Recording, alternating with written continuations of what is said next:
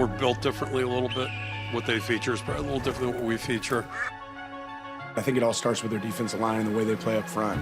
They eat up a ton of blocks up front. They're really aggressive. A great contrast of styles. Styles will be different, but at the end of the day, this game's going to be about will.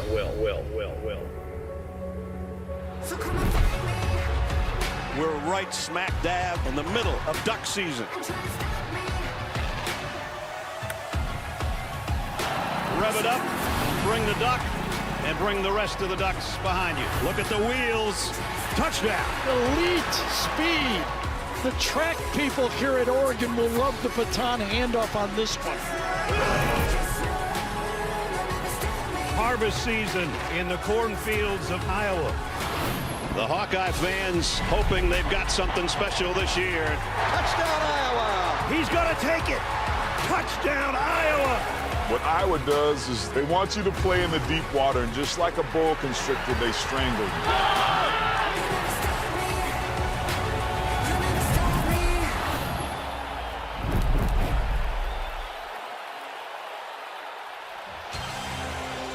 You want a game in the Big Ten in November in the Midwest, where the weather could have a bearing on the outcome.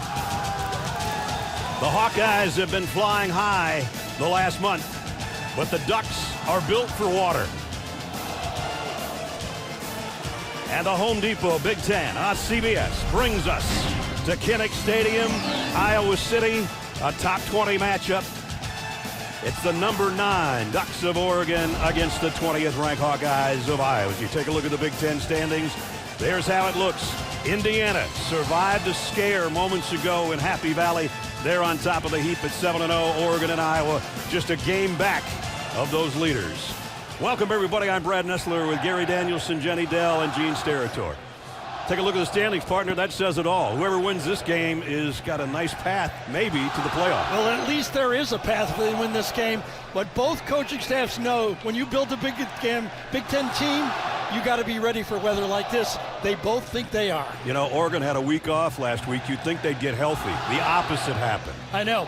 So that means that their quarterback is going to have to understand that 2 playmakers and a right tackle will not play in the football game, and he has to be ready not to do too much. Dante Moore, the pressure will be on him. On the other side, Iowa, contrasting quarterback styles, but they got a winner at their quarterback position. I think they do. The biggest change in Iowa this year is Mark Gronowski, the way he can add one more weapon to this Iowa offense. Well, we talked about the weather. It was beautiful Thursday. It was beautiful yesterday. It's not beautiful today. It is wet.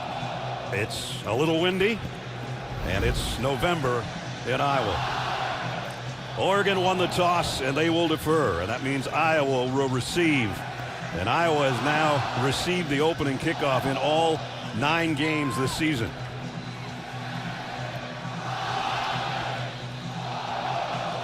Hawkeyes at 6-2, the Ducks at 7-1.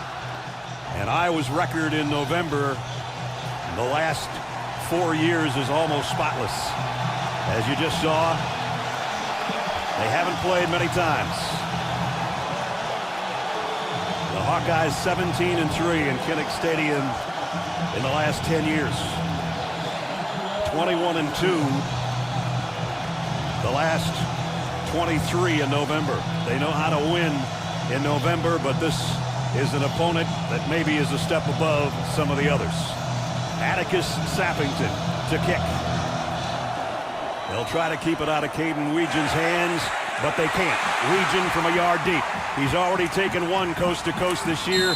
He gets out across the 20 to about the 22-yard line as we check in with Jenny Dell. Well, take a look at this weather. I mean, this is just beautiful down here in Iowa City. This is football weather. Both coaches telling me no excuses when it comes to this game. Dan Lanning said the focus is on ball security. He said, yeah, we're going to try and throw it, but they have to be high percentage passes. Now, Kirk Ferentz laughed. He said, I wish it was actually snowing. Me too, Coach. He told me today is all about concentration. Guys, it is cold. It is wet. This is going to be a physical game. Really shaping up to be an old school slugfest here at Kinnick. Well, Jenny, we tell you to stay warm and stay dry, but we're way past that right now. Iowa comes out. Kamari Moulton, the tailback. with Mark Gronowski at the controls in the shotgun. And it's Moulton about a yard, and that's it. Mark Gronowski, the winningest quarterback in college football, 55 career wins, does more with his legs than his arm, with 11 touchdowns rushing already this season. But his legs, though, for this Iowa offense, even if he doesn't do it, Oregon must be aware of it, and that opens up things for the tailback.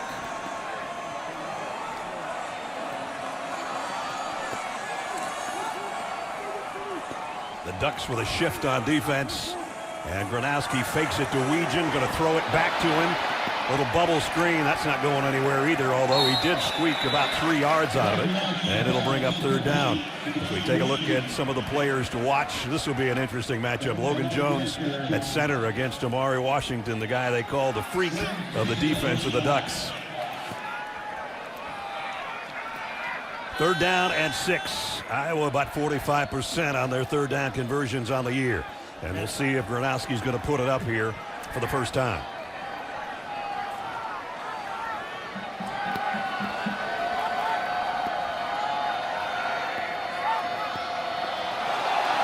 The Ducks almost jump off the right side. They get back in time. 4-man rush. Gronowski rolls, throws, incomplete. Intended for Jacob Gill, and it'll be a punting situation on the opening series. Well, you can see offensive coordinator Tim Lester's respect for this Oregon pass rush. Rolls his quarterback out, has an open throw here, just misses it. Way too far inside. That was a completable football. Kennedy right there, number 22, was going to give up the completion. Not a good throw. Reese Dakin will come in to punt for the Hawkeyes. Gary Bryant is back deep for the Ducks.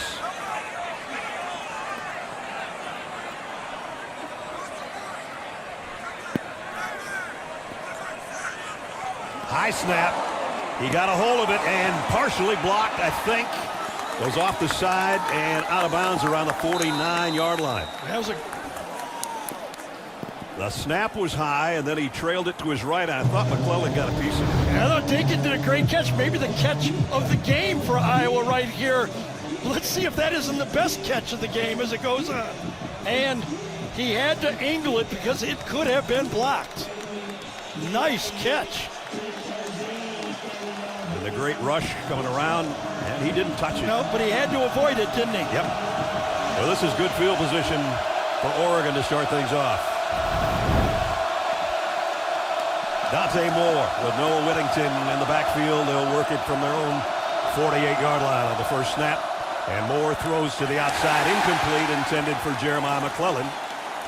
As we take a look at the quarterback, Dante Moore for Oregon. He has really been sensational so far this year. What I'd be telling him as a quarterback coach is, you got some missing parts, okay? Do not try to do it all yourself. Run the game plan, stay calm, the big plays will come. 4 receivers set for Moore. And he's going to flare it out. Whittington in and out of his hand, almost picked off on the ricochet back there by TJ Hall. The first play was an RPO where Moore read it and went to the numbers to the outside. This play was a call all the way. That was a one-man pass route. They figured it was a safe one, but it looks like every throw out here might be tough. Yep, I think so. You see Hall going to the deck. One hop before he could get his hands on it. Third down attempt.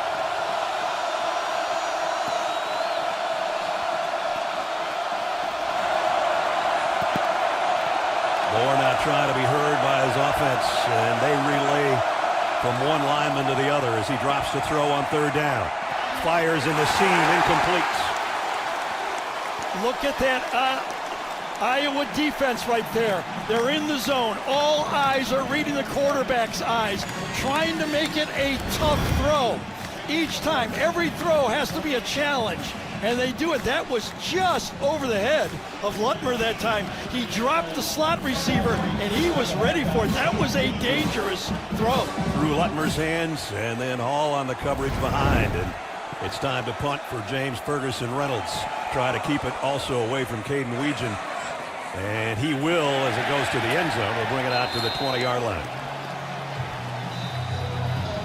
So both teams with a series on offense. Both teams had to punt after 3 downs.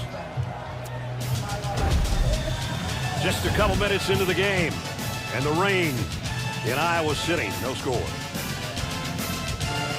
Team after the game. No score here the first couple of minutes in Iowa City. Second offensive possession for the Hawkeyes. They'll work from the 20-yard line. You know, as bad as the weather is with the rain and kind of a little bit cold, not bad cold, the wind doesn't seem that bad out here. Seems kind of breezy, but not bad. I don't know about you, but I've got ice in my water bottle. And although I don't mind things on the rocks occasionally, exactly, that's later. That's later. Here's Gronowski. Got about 5. Jenny? Yeah, Garrett is spot on with that. It is not windy whatsoever down here. Coming into the game, it said the wind was supposed to be up to 10 miles per hour, but so far, so good down here, guys. Yep. When I played here, it was a while ago, they didn't have those 2 end zone stands to block it. It was somewhat of a wind tunnel. That's right. The extra seating has helped the wind in here a little bit. Center judge trying to keep a dry ball, I should say, out there as long as he possibly can. And it's 2nd down and 6. The pitch to Moulton. Kamari Moulton bangs into his own blockers and gets a 1st down. It's our first down of the ball game. Well, that's the matchup that you really want to watch here. When Iowa plays football, these guys up front, they're the veterans. They're the ones that have to handle that defensive line. Good block up front by the great one, Logan Jones. We saw him a couple weeks ago. They run off his blocks. The way he combos, the way he starts to play, one of the best in the country. Logan 2 weeks ago was the first guy to go and lift Floyd of Rosedale the trophy after the trouncing of the Gophers.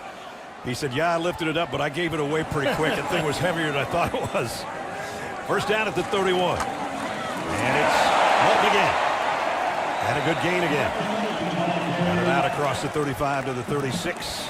Ness, you know how we talked about how Gronowski can give an extra weapon, but they also use Weegan to kind of mesmerize that defense with his movement, and watch Gronowski fake the screen afterwards. They're trying to get that Oregon defense to loosen up. For years, when you played Iowa, you just had to zero in on that tailback. Right. It's different now.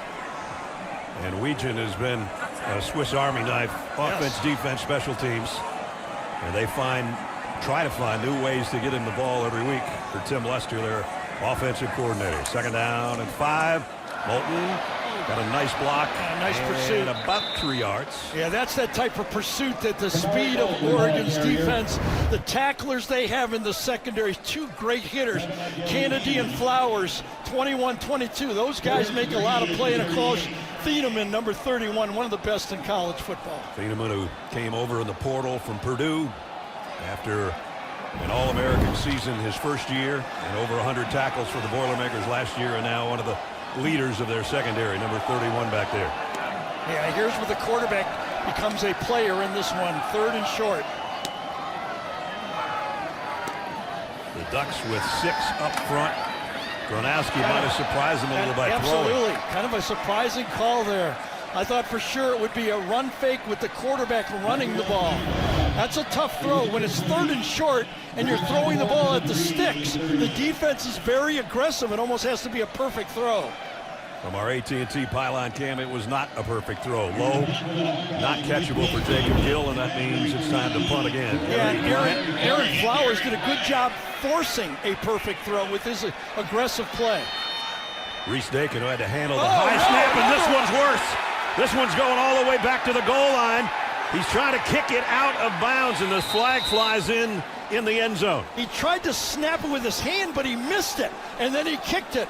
But the safety is probably the best thing that could happen to Iowa on this play. Yep, it would have been a touchdown if he didn't at least get to it. Well, he got the last one, but he had no chance on this one. No. Had to chase it down and then try to get his left foot on it. He's very lucky he got his left foot on it, because he missed it and then 2 swipes at it to get it out. Jeff Cervinsky is our referee as you see the flag behind him in the end There's zone. a big discussion here. Maybe Gene could tell us, is there anything we're missing about this call? Gene, are we missing something here? They couldn't bring this back, could they?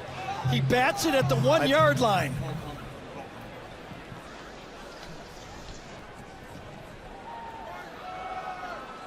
He bats it at the 1. Does it go back to the 1? Well, What they're looking at, Gary, now is illegal batting is not a loss of down. You have an illegal bat at the 1 yard line. So they would replay. I think what he's looking at now is potential options. You can see clearly here that there's a bat, that he's taking it into the end zone. Let's see what the referee has to say on it. Illegal kicking. Kicking team number 9.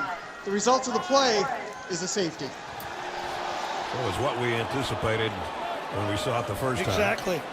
I thought perhaps, maybe because he batted it, they would put the ball at the 1 and make them try to take the punt, and then it would be up to Oregon to decide where they wanted the safety or a replay of the down. I'm not sure.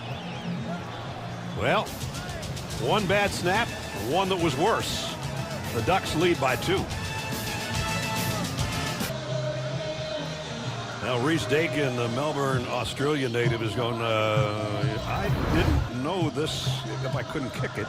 Yeah. I can't catch it. We didn't know either, but I think right now, for Iowa, he's the leading candidate for MVP of the game. He might have saved 2 touchdowns so far in the game. Yep. Well, he took the high snap and got rid of a punt. That time, not so much. I mean, it could be 14-0, and it's 2-0. Bryant Worrell, the long snapper. We told you the weather conditions would have an impact on the game probably, and those 2 snaps kind of tell that story.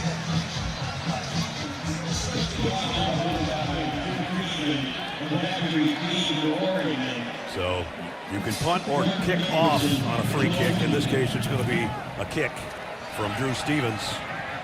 And a one hopper to Noah Whittington. Whittington trying to get outside. Special teams won't let him. I mean, that's as good a situation that Iowa could have lived with right there. A lot of starters missing for the Ducks offense, Jenny. Yeah, let me roll through these. So wide receiver Decorian Moore, he tweaked something earlier this week in practice. I'm told it's a non-contact injury. Right tackle Alex Hawkeyes rolled his ankle in practice. And tight end Kenyon Zadik, he's been battling something for the last few weeks. We saw him trying to warm up pregame. I'm told he was begging to play in this game, but Coach Lanning and the medical staff, they would not allow it, trying to protect him, guys. That's his 2 favorite receivers, Decorian Moore, the freshman, and Kenyon Zadik, the all-conference tight end. So that's 2 big missing pieces, so they'll try to run it, and they do well on this one. Noah Whittington got about 8. Yeah, good formation and good call by offensive coordinator Will Stein, running the counter into the sideline this time, bring the tight end around, and the only player there for Iowa is T.J. Hall, the small corner, to take it on. Whittington has got the first down. Players to watch going this way for the Ducks. Jordan Davis, 10 rushing touchdowns already on the season. And Xavier Wampa in the secondary, one of the leaders back there for the Iowa defensive, Phil Parker.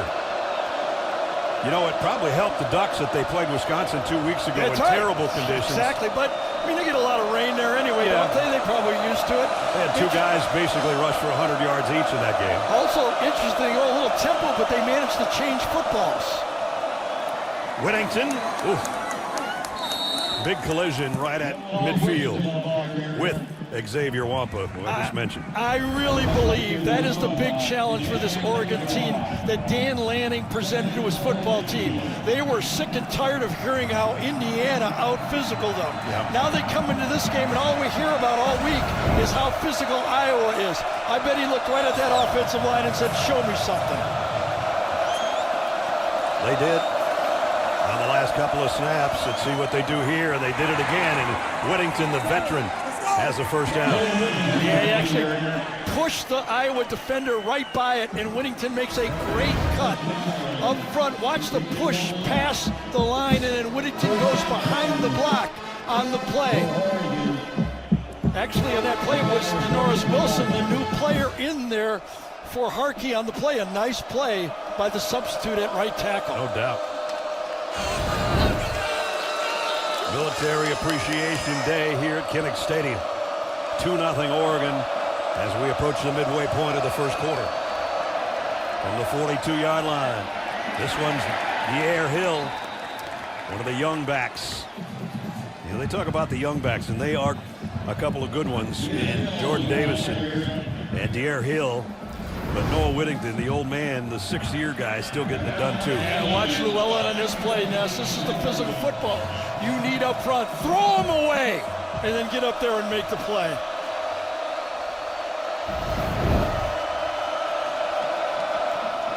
Play action. Dante Moore loads, fires. What a strike at the 20-yard line to Gary Bryant.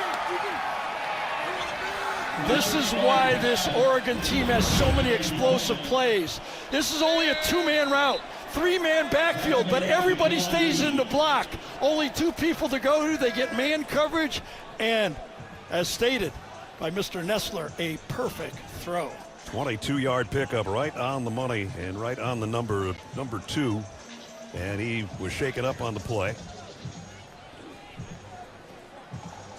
Well, they don't need that. No, they're running out of receivers. Well, if you think about this Oregon team from a year ago, and because Kenyon Sadiq is out, the top 6 receivers from a year ago are not playing in this game today. Evan Stewart hasn't played all year, and that Yes. doesn't help either. And that is not a good look for the Ducks offense. We'll be right back. Game so far, Dante Moore to Gary Bryant, and getting tackled after a 22-yard gain, and the result, unfortunately, after that catch was this. In a depleted receiving core, and the Ducks are down another guy. Not surprising to everybody, Oregon is 3rd in the country in explosive plays. You measure that by +20. They've had 61, that's 62. And they're in the red zone at the 18-yard line. 7th play of the drive for Dan Lanning's Oregon offense. Jordan Davison, the tailback, and he's going to be dropped. Well, it's Dante Moore on the keeper, and he's dropped for a loss of a yard. I think that was Llewellyn again, wasn't it? Yeah, Number it was. 48. Playmaker, I'll tell you that. This time I believe he's on this side, flopping to the other side of the line of scrimmage. If he's not, he made a great play. No, he comes from the back door. Wonderful play. That's his 10th tackle for loss on the season, which leads the Hawkeyes. He's really out-quicking right now Janoris Wilson, number 78. They're having a little problem over there, Oregon. 2nd down at 11. They'll keep it on the ground. Maybe a yard, that's about it. Jordan Davison, and he's brought down by Carson Shire. And it's 3rd down. So that Iowa defense stiffening here after giving up that 22-yard pass play. Let's see how Phil Parker, defensive coordinator, how aggressive he is on this 3rd down play. Against Indiana, they blitzed all game. Finally got burned at the end of the game. Let's see what they're going to do now. It looks man-to-man. Cooper Perry in the lineup as a wide receiver with Gary Bryant out with that injury. And there's that right tackle thinking about Llewellyn, and he took an extra step. Absolutely. You get beat across your face. Offense number 78. 5-yard penalty. Still 3rd down. Llewellyn has beat him twice. One time, he threw him away and made the tackle. Then he beats him across his face for a backdoor tackle. And this time, as you said, he's going, I got to get off faster. I got to get off faster. And what he did was forced a longer 3rd down for his quarterback. They need to get all the way to the 8-yard line for a 1st down. Yeah, I don't think Parker is going to blitz now because of 3rd and 15. They're going to drop. This guy's going to go to the middle. Dante Moore fires, end zone, intercepted. Picked off in the end zone by Deshaun Lee. And Phil Parker's defense comes up with the play. Deshaun Lee, who saved the touchdown with the tackle, this time reacts from the outside on this play to come across and get the seam inside. Watch this. Watch Deshaun Lee. Eyes on the quarterback. Leave his man and come in and get that slightly overthrown ball. Remember, That ball was to Cooper Perry, a true freshman. Right. That's what happens when you have injuries.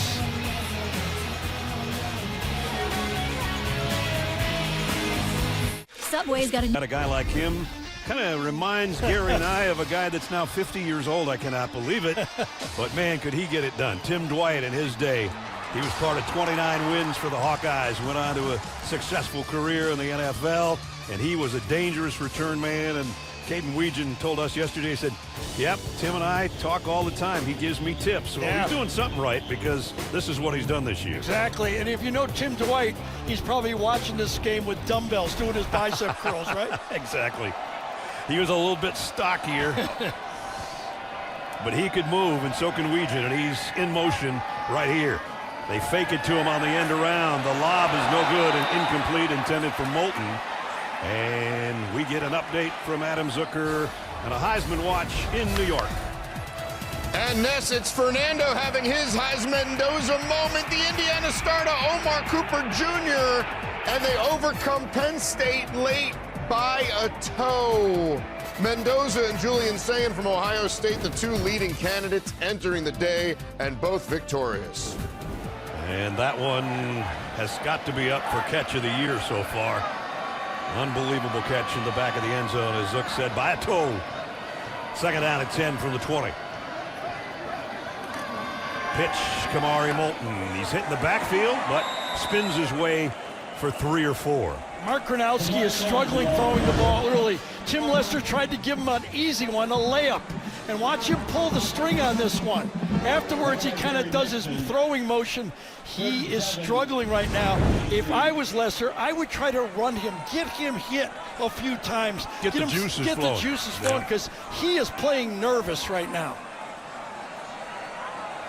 And there's not a good play on 3rd down and 7 for nervous. I might think of even quarterback draw right now. I don't need another mistake. Oregon thinking about a blitz. They're going to bring an extra guy. There goes the run Gary called, and there goes the first down. And now the juices maybe will start to flow. Yeah, listen, I expected that if I was going to win this football game, Gronowski would have to get at least 15 rush attempts in this game. Oregon has not faced a mobile quarterback all year, and I think Gronowski plays the most like Will Howard. And remember the plays that Will Howard made last year for Ohio State with his legs in key spots just like that.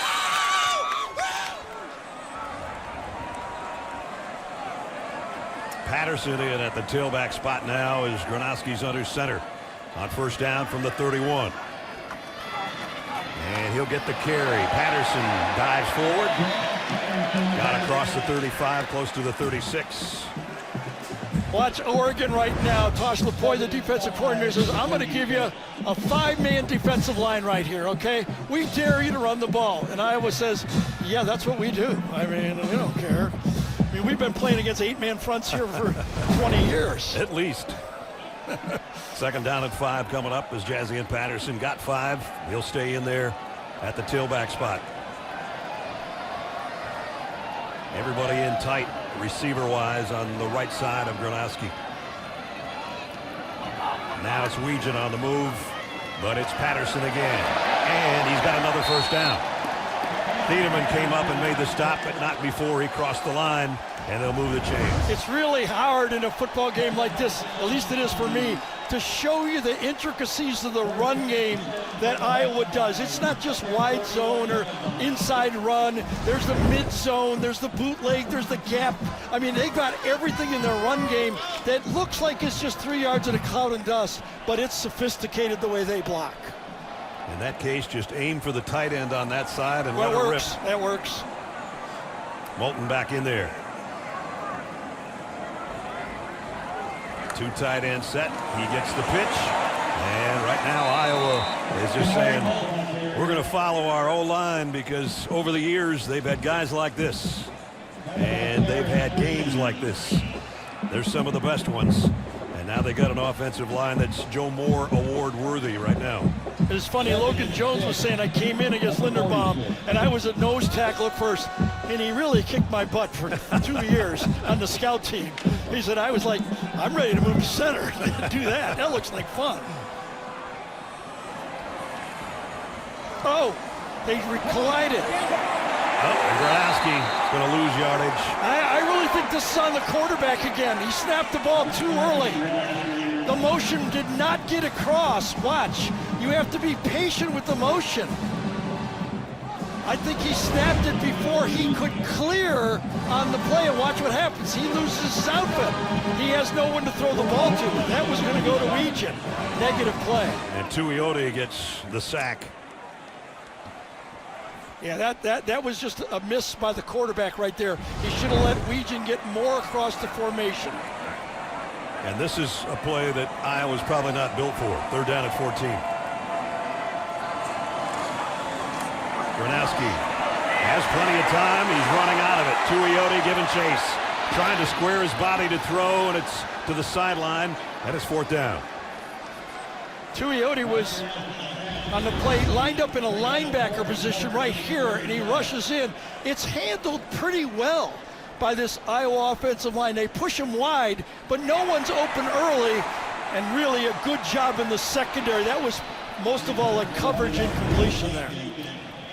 So time to punt, and Malik Benson's going to have to be the return guy now. Well, the because first return guy is going to be the punt catching the snap. Yeah, that's right. But for the Ducks, it's their backup punt returner. And he's going to call a fair catch and take it around the 17-yard line. All right, both guys did their job. They did.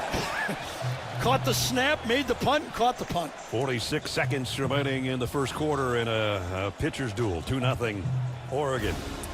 This CBS Monday, your favorite team of FBI agents is back with high-stakes, action-packed cases. Don't miss an all-new episode of FBI Monday at 9, 8 Central. It's funny, the last time we did Oregon, we come in there after the Penn State win, as you see the injury right there. Didn't want that, into the locker room. They came in, they were so confident. They had that big win at the whiteout, and Iowa shocked this football team, I think. Today might change that vibe for the football team if they could pull this win off. And weaving is Whittington. And he got it out to the 24-yard line. I was going to say, we'll talk about the freshman backs of Oregon, and they are very talented. But this guy, 2 years at Western Kentucky, now his 4th year at Oregon. I might be the old man of the group, but I can still do this. Yeah, and that's more that new look. I think the way they've changed the most since the beginning of the year is they're willing to play physical run football now. A healthy Noah Whittington's a big difference. He stays in there on 2nd down and 3 in what should be the final play of the quarter. And they give it to him again, and he might have backed his way to a 1st down as we played 15. Well, a lot happened for 2 points. That's for sure. A lot of action, not a lot on the scoreboard. End of the first quarter, and you know what that means if you're in Iowa. One of the great traditions, it's been voted, I guess, the greatest tradition in college football, and that's the Iowa wave to the kids over at the Children's Hospital.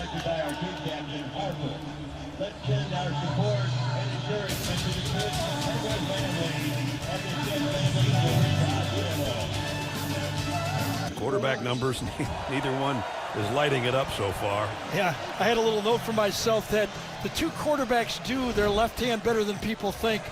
Dante Moore runs a little better than he's given credit, and Gronowski throws a little better. I raced that off my board right now so far. Cross that one off. I'm going to cross that off. Through a quarter anyway. Yes.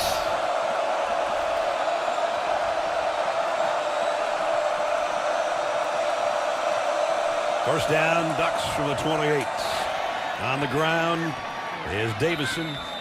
And right now they're just grounding it out here. How about this Oregon team playing a little Iowa Hawkeye football? They bring in the fullback for the isolation play. We have to play physical football, they say. And they're going to bring in Jordan Davison and the fullback, Zach Grace. That worked pretty well. They might try that again. Part tight end, part fullback, 44. And now they've got both Hill and Davison, the 2 freshmen in the backfield, one following the other, and one getting the first down, that being De'Aaron Hill. And they have a stable of running backs for sure. They're missing one right now. Jaden Lamar's been out for a few weeks, but these 3 guys get the job done.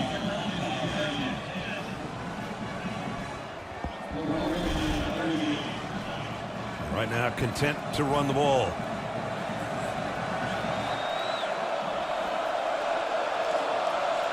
.237 a game coming in to go with .247 passing. That's the balance of the Oregon offense. This time, play action. Oh! And up and over goes Jamari Johnson. So that's the second completion for Dante Moore. Yeah, I think it was that Xavier Wampa that comes up with that hit. One of the most athletic players that Iowa has, especially from their secondary spot. He's a rough tackler, always physical the way he plays.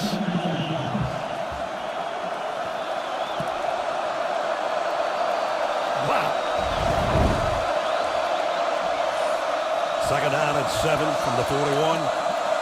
For a while they were helping out here on the backup tackle to the outside, but this time no help for Wilson. Jeremiah McClellan, the wide out to the top of your screen in a depleted wide receiver core. Dante Moore got a wide open guy that time. It is his tight end Jamari Johnson again. So with Kenyon Sadiq out, number 9 coming to the forefront. Yeah, good time. Held up well in that offensive line. Remember a couple of rushes inside, but this time this front 5 does a good job to allow Dante Moore to sit in there and get the easy sail route to the tight end. Another explosive play, 21 yards on the pickup there. Back to the ground, back to Jordan Davison, and Davison all the way down to the 19-yard line. So a nice mix of run and pass here by Will Stein, the offensive coordinator for the Ducks. Yeah, he definitely has this Iowa Hawkeye defense reeling. They don't know which way they're coming with these plays. Good block by the tight end, Jamari Johnson, on that play. He fits in the ISO with a little bit of a motion after the snap. Nice play, nice execution. Not only that, they show a little tempo. They're really not going fast, but they're not allowing Iowa to change defenders either. So they're back in the red zone at the 19-yard line. Again, both tailbacks flanking Dante Moore. And Iowa can't contain down the sideline towards the end zone and in. De'Air Hill, touchdown, Oregon.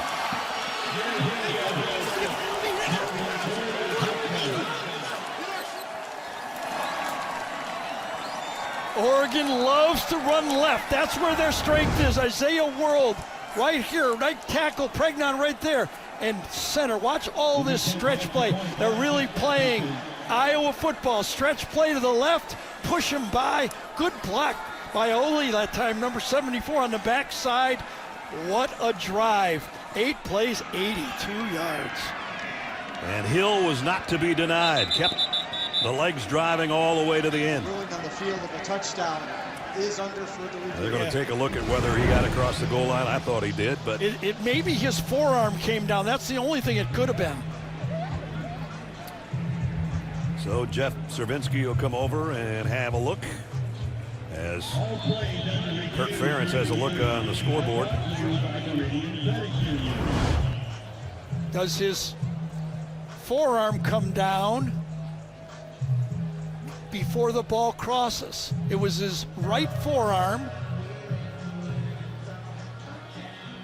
I think the ball's already across the goal line when his elbow hits. It's very close. Does the ball touch the line as it's close? Gene's along with us. He's having a look too. Yeah, I am, fellas, and I'm looking as well at Hill's. It's right where you guys are at. The hand goes down first and it starts to roll. I just think it's the wrist by the time the tip of the football breaks the goal line, which would be a touchdown. I don't think it's the forearm, in my opinion. Tight play, though. After further review, the ruling on the field is upheld. Touchdown, Oregon. It was a beautiful play, well blocked, well run, deserved it, didn't he? Yep. He did not give up all the way to that white line and just got in to cap the long scoring drive that took 4 minutes. Mixed it up with a couple of timely passes. Well, Mark Gronowski for Iowa has to start playing some football here. They're getting no quarterback play for Iowa, or Oregon's going to run away from them. Atticus Sappington in for the point after, and that's up and good. So De'Air Hill capping a 82-yard march in 8 plays, a 19-yard touchdown, his 4th rushing touchdown of the year. 9-0 Oregon. Daniels to Eric Singleton. A 7-0 lead in Nashville against the Vandy team trying to stay in the playoff hunt at 7-2. Guys? All right, Zuck, thanks. Here in the Big Ten, Oregon 9-0 lead on Iowa after the long scoring drive. Yeah, that drive was powered by those two young running backs, right? 48 of them. Been a long season for a lot of coaches, too. There's the list so far. As Gary mentioned on that drive, 2 passes to the backup tight end, Jamari Johnson, and the young freshman did the rest. Yeah, 48 yards for the 2 freshmen. Come into this program and play as 2 freshmen. That's not easy. Nope. Zappington to kick off. Let's see if Caden Weegan can get his hands on something, as Iowa needs a spark, and he won't be able to. That one comes out to the 25. For 20 years, Allstate has celebrated every field goal and extra point made at participating universities by donating to the university's Athletic Scholarship Fund, supporting all student athletes. And a thank you to Allstate. All right, Hawkeyes, offense, you got to do something. Those 3 possessions won't work for you if you're going to beat the number 9 team in the country. Yeah, and right now their longest play of the day through the first quarter, 8 yards, and that was on that quarterback draw. Yeah.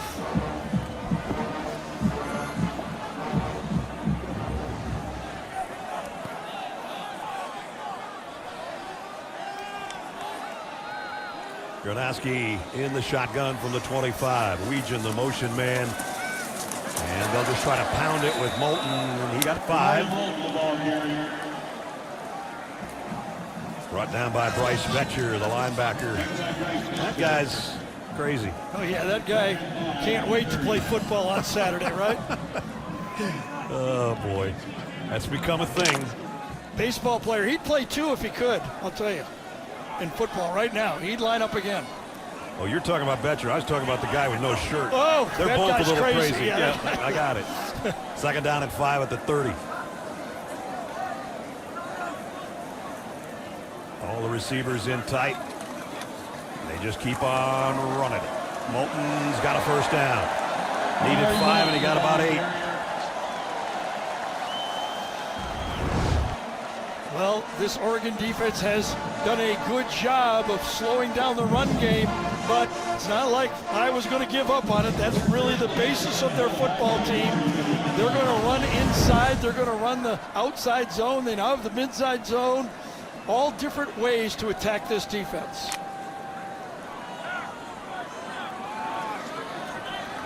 There hasn't been a receiver do anything for Iowa so far today. Now Weegan is in the backfield with Gronowski. He thought about passing it to him, but it's a quarterback keeper for a yard. Yeah, they spread him out, but I think Tuioti did a good job of not giving up much room, and it spun back as Gronowski kind of slowed down inside. I don't know if that was just a fake to Weegan or if he actually thought about going out to him. I think that was run all the way on that one. Tuioti's had a good first half.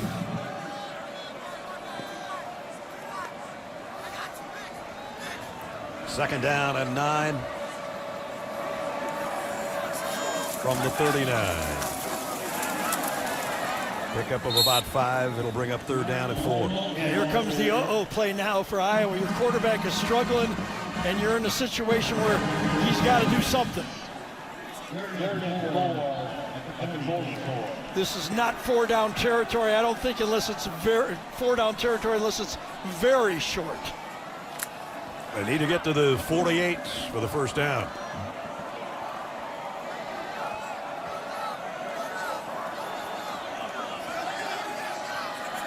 As Logan Jones gets over the ball at the 44-yard line. They bring the tight end in on the right side. They run the other way with Gronowski. I think he got it.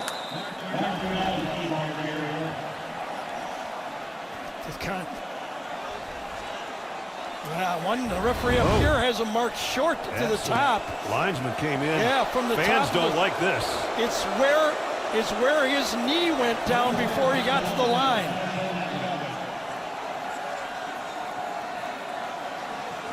I don't see a knee go down as he's spinning.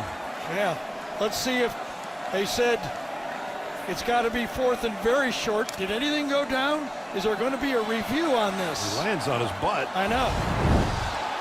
And they've got 4th down up there, and the Hawkeyes are up there as well. Here we go.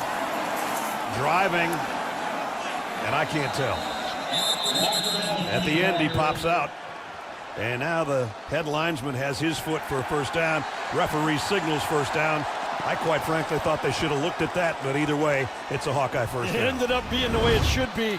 And I tell you, with that injured knee of Gronowski, these types of pushes right now and all that pressure on his knee cannot be good.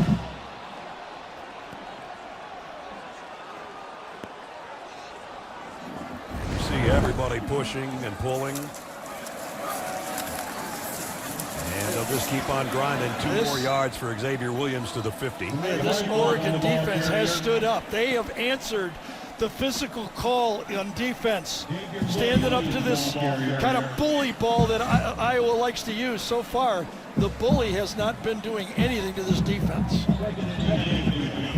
Jerry Mixon, part of that last tackle, along with Bear Alexander, he and Amari Washington, quite a pair inside, 305 and 330, the 2 defensive tackles. 2nd down and 8. Here's a pitch to Weegan, trying to get to the edge. And he did. Did he get the first down? Yes, he did. So he finally touches it. Yeah, I really believe he's the wild card.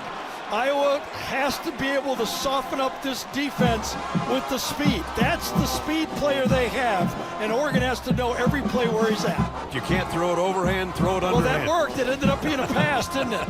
It looked like it was forward, didn't it? And it's a first down as we're under 7 minutes in the half. It's still on the stats that I'm looking at as a run.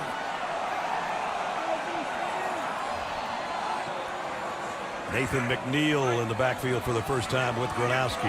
With Weegan, the motion man. They fake it to him on the end around. Gronowski wants to throw, and he's got a man open. And Gill has got it inside the 5. And there's the pass play for Mark Gronowski. Yeah. Well-designed play by Tim Lester this time. A sneak to the wide receiver, but then he goes sneak and long. This is like you're drawn up when you're playing flag football. Come across and then go long. You got it wide open. And Gronowski makes his best play of the day. But give a lot of credit to Tim Lester, the offensive coordinator. And the longest play of the day, good for 38 yards and a 1st and goal at the 3.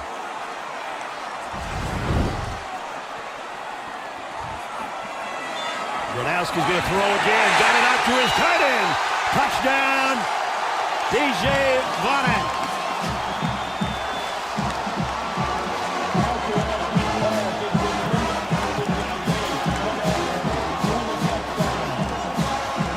I should say, I beg your pardon for the touchdown. DJ Vaname right here, watch him just sneak out. I don't think anybody thought, I didn't, that they would throw on first down here. And that crosses up that Oregon defense. They had to be zeroed in on a run, aggressive. They started out with run the ball, run the ball, run the ball 8 times, 2 passes to score.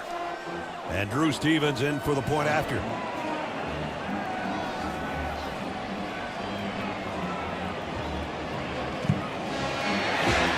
Point is good.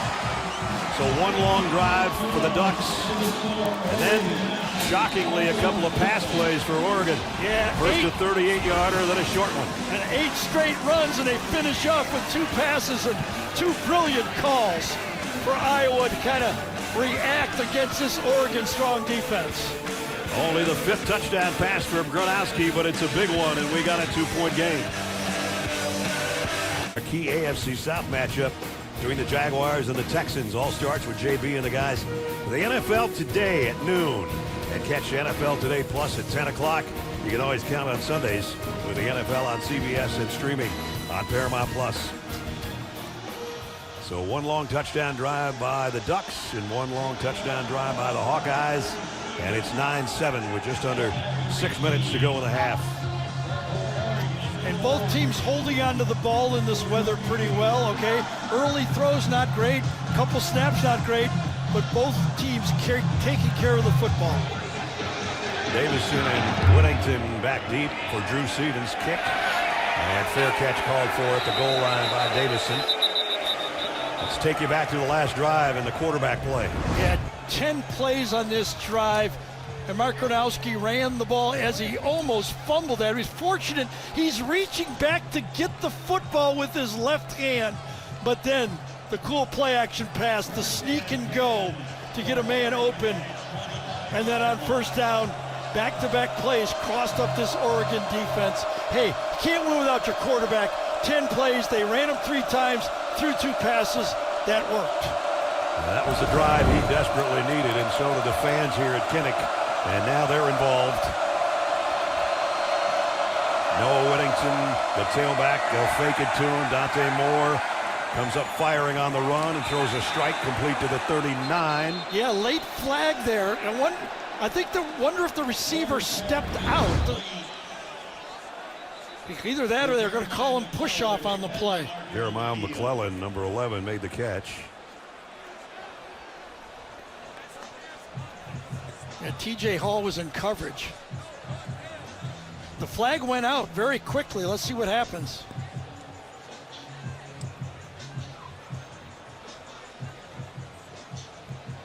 Here's the call. There are 2 fouls on the play, both against the defense. Ineligible downfield. Correction against the offense. He means the offense. Ineligible player downfield. Number 74. That penalty is declined. Pass interference, offense number 11. That 15-yard penalty is accepted. Still first down. He pushed off with his left hand right at the end of the route. Field judge in the back called it right away, threw his flag, signaled incomplete even though it was caught because he was calling interference. Dave Iuli was the right guard that was downfield too, so they just take one of the 2 penalties, and that backs them up inside the 15-yard line.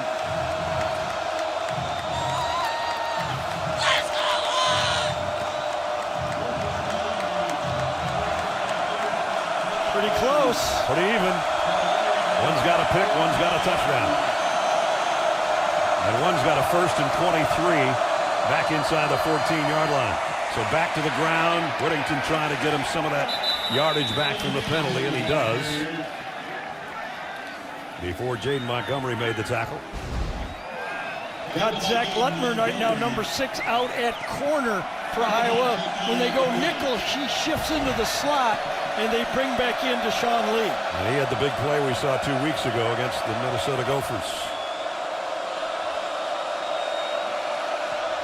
He's their versatile player that Phil Parker can move around. Zach Lutmer, number 6. Amari Johnson, who had a couple of catches on the last drive, settles in at tight end on the left. They're going to throw it out in the flat to him. Iowa waiting for him this time, though only about a 4-yard gain as we check in with Jenny. Well, middle of the first, Ducks receiver Gary Bryant needed help off the field. He put no weight on his right leg. We saw his teammates help him carry him to the injury tent. The trainers were looking at his right ankle, but they ended up taping up both his ankles. He walked off on his own power into the locker room. He's been in there for about 30 minutes, guys. I'll keep you posted with any updates. And with that, Jeremiah McClellan, Malik Benson, Justice Lowe, Cooper Perry, that puts more pressure on a depleted wide receiver core. And now they're using number 9 more as he trots out Johnson to the top of your screen. Whittington's going that way as well. 3rd down and 12. Dante Moore on an inside screen to Johnson. He's not going to get the first down, but he's got another catch. And Wampa brought him down. It's 4th down. Little middle screen. Iowa went with kind of a muddle look up front. Everybody was standing up, moving around, trying to confuse the pass protection, but it was screen all the way. And that brings out the punting unit, and it's James Ferguson Reynolds. The best punt coverage team in the country is Oregon, and they have only allowed 2 punt returns for -1 yard. This guy wants to get his hands on it. Caden Weegan back at the 25. He does not want a fair catch, does he? Ferguson Reynolds said all week, I just want to keep it out of his hands at all costs. And he does force a fair catch. And the ball goes out of bounds. They're going to spot it around the 27-yard line. A little over 3 minutes to go in the half. Have you ever seen the rain we have in Iowa City all day long. Like a sluggish Miami squad, trying to spice it up toward the end of the first half. It's Carson Beck on the touchdown reception for the first time in his career against the Syracuse team that's lost 5 in a row since Steve Angeli tore his Achilles. 7-0 the score, guys. See you in a few. Sorry about your alma mater, Zook. Here it's 9-7, and it's still raining sideways. You never want to lose Steve Angeli. If it's a Sun Bowl, you need him. That's right, you do. Yeah. He was a hero for Notre Dame in that game we did. Interesting play calling right here now for Iowa. How safe do they play it? Remember, they made that big mistake on that long field goal against Penn State that tightened up the game. Let's see how they go here. They got all their timeouts, 3:08 to work with. And trying to bounce it outside and losing a couple of yards on the ground is Moulton again. Now Mark Gronowski's had some bad moments.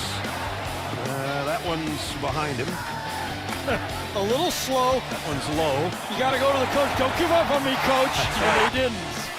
And then the back-to-back passes, a 38-yarder, then a 3-yard touchdown. And he's back to throw right now. Pump fake. He wanted to go long. He comes back across the middle. It's Large, the tight end, and he's got a first down. Look what happened on this play. Gronowski had a lot of time because Oregon only rushes 3. They dropped this time. Tuioti drops 3-man rush and allows Gronowski to come back to the backside receiver going across the formation. Well, Mark's completed his last 3. That one was good for 16. He wants more. And he's almost got it. Incomplete. Sam Phillips stretching out for it, looking for a flag. Yeah, Sam Phillips is saying, I got held on the play. He tried to disengage this time from Thorne Johnson, number 5. See him getting held? Yeah, he grabbed his muff right there, his warmer on the play. And that's the difference. Off his fingertips. That could have been the difference in the play right there.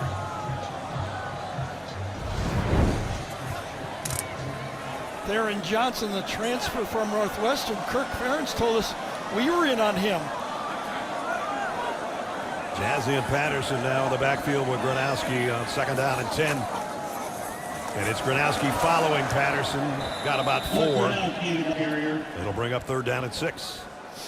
Blake Purchase made the tackle.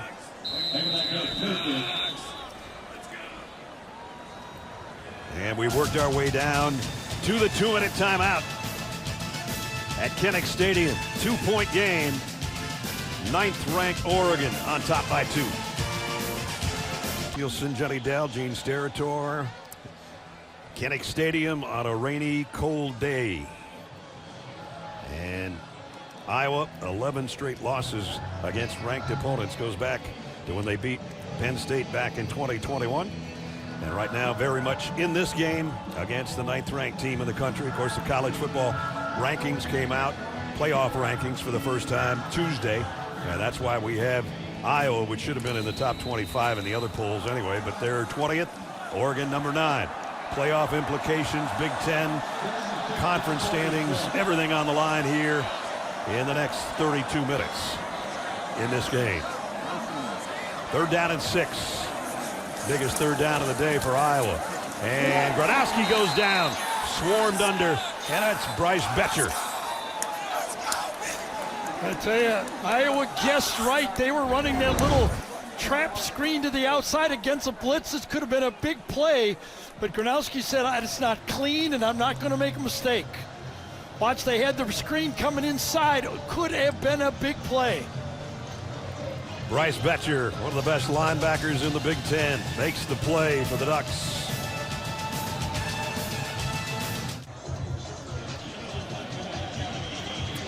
Yeah, this play was closeness. They were going to go to Weegan out here on the middle screen. Watch how close it was. He had guys out there in front of him. Yes, he did. Instead, Betcher's sack forces the punt. Malik Benson caps under this one at the 14-yard line. And tripped up at about the 19. Nice coverage down there by the Hawkeyes punt coverage team. Don't forget, coming up on the Geico Halftime Report, Adam, Aaron, Rick, and BJ put their shirts back on, hopefully, and catch you all up on the action from around the country and break down our first half. It's become a thing, of course. And guys will do anything to get on TV, right? Yeah, and this guy has gotten on TV twice already. All right. Nice that AT whacked Adam right in the eye, too, when he was twirling his towel. Straight up the middle, big gainer for Whittington. Yeah, I think right now, if you're going to be Oregon and you get that drive starter like that, a first down run, Oregon says, let's see how much we can do. Nice block inside, Pregnon and Lala'ulu. And another big run, and Noah Whittington stiff-arming his way all the way down around the 40-yard line. Hard to believe this guy transferred from Western Kentucky, didn't he? What a good-looking football player he is. Look at that moves, the strength of his legs. Hard to bring him down. Pickup of 27, and it was Xavier Wampa trying to make one of those tackles, and he's shaken up. A vital part of the Hawkeye secondary right there going off the field.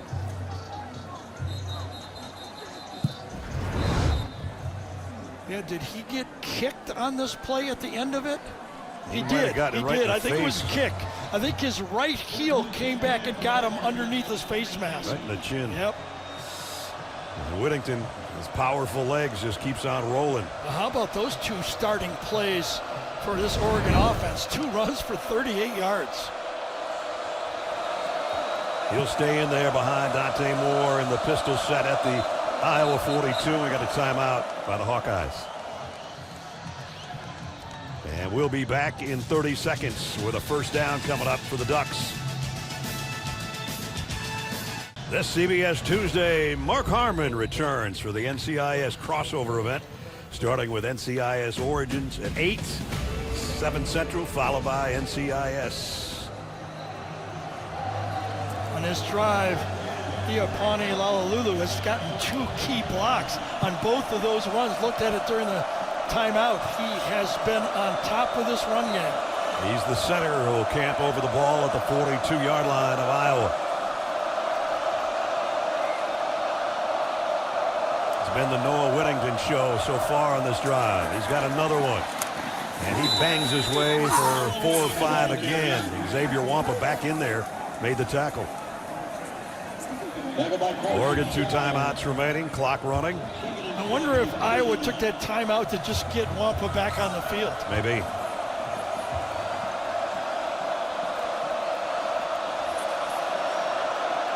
There'll be 1 minute to go on the snap in the second quarter. Dante Moore fires right side, and sliding for the catch is Whittington. Noah's getting some work on this drive. He sure is, and that's a really good catch for a running back right there. Ball was thrown behind. Oregon's still playing it very conservatively with no timeout right there. And the Hawkeyes defense of Phil Parker get a stop here on 3rd down and 3. Clock still moving down to a half minute. They do go conservative, but giving it to that guy is just a first down machine. But the clock will stop now at 24 seconds. Still plenty of time. Now the clock runs again. Moore fires. Timeout now gain, for sure. And that's Justice Lowe with his first catch of the day. Yeah, I thought the timeout on the Whittington catch would have been the good call on that one. After the first down, they understood not calling it there because they got the advantage of the timeout on the first down. But I thought the pass to the sideline could have saved them about 20 seconds. Now they're down to 12. Yeah. And just one timeout. Well, we've got a little break. Some news and notes from around college football. USC, big win last night. Fake punt. Sam Heward wearing the number 80 of the punter. Georgia wins its 900th game in school history over Mississippi State. Indiana survives an upset scare in Happy Valley. Winning touchdown with 36 seconds to go. Some of the things that happened last night and today on this Military Appreciation Day at Kinnick Stadium. And right now, 12 ticks left. Atticus Sappington, their field goal kicker, 8 out of 11 on the season if it comes to that before halftime. And we asked Dan Lanning about what's his range. He said, depends on how much rain, how much wind. We'll see. Right now they're hoping to get a touchdown, but there's not a lot of time left. And now Iowa's going to take a timeout. Well, you can see how important this field position is right now. Because of the wind, they're going to go into the wind with this field goal. 3 points are at play, and Iowa wants to have the right defense out here right now. And as we talked about all day, it's been a struggle to keep the footballs dry. And that's the handoff to lineman, and Dan Lanning says, we want one drier than this if we make it all possible. No, that was no good. That one's not good. It's got too much air in it, and it's too wet. Meanwhile, the center judge has been the guy that's been busy all day trying to keep a towel over everything until the snap. I think all the quarterbacks would rather play in snow than this light, misty rain. All right, so each team's taking a timeout. The ball's as dry as it's going to get. Dante Moore with the call in the huddle, and a 2nd down and 7. Kinnick crowd trying to get loud for their defense. Empty backfield for Dante Moore from the 28-yard line. Here comes a blitz. It's a screen. It's Whittington, and Iowa read it beautifully. They did. Great reaction. Iowa does not get enough credit for having good athletes. It's not just all scheme. These guys up front know how to defeat blocks, and they read and react. They are in there. Look how fast that was read that time by Jonah Pace, number 91. That swarming Phil Parker defense, and the all-black clad Hawkeyes bring him down. And it forces a field goal attempt by the Ducks. Yeah, That's Sappington, the guy I just mentioned. And his long this season is 42. It didn't gain many yards, Ness, but it did center the ball for this kick. And this one's going to be from 46. In conditions that aren't the greatest for a kicker, a snapper, or a holder.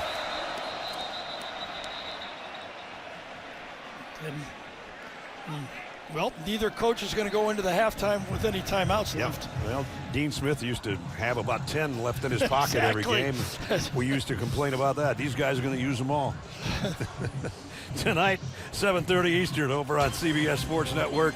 Catch more action on the field. Don't miss Utah State hosting Nevada in a Mountain West matchup. Band getting ready for their halftime show. And Atticus Sappington just kind of closing his eyes, envisioning what could be a 46-yard field goal. One more point about this drive for Oregon. They'd only run 23 offensive plays coming into this drive. Got them up to 30. That big, and got them into field goal range. Sappington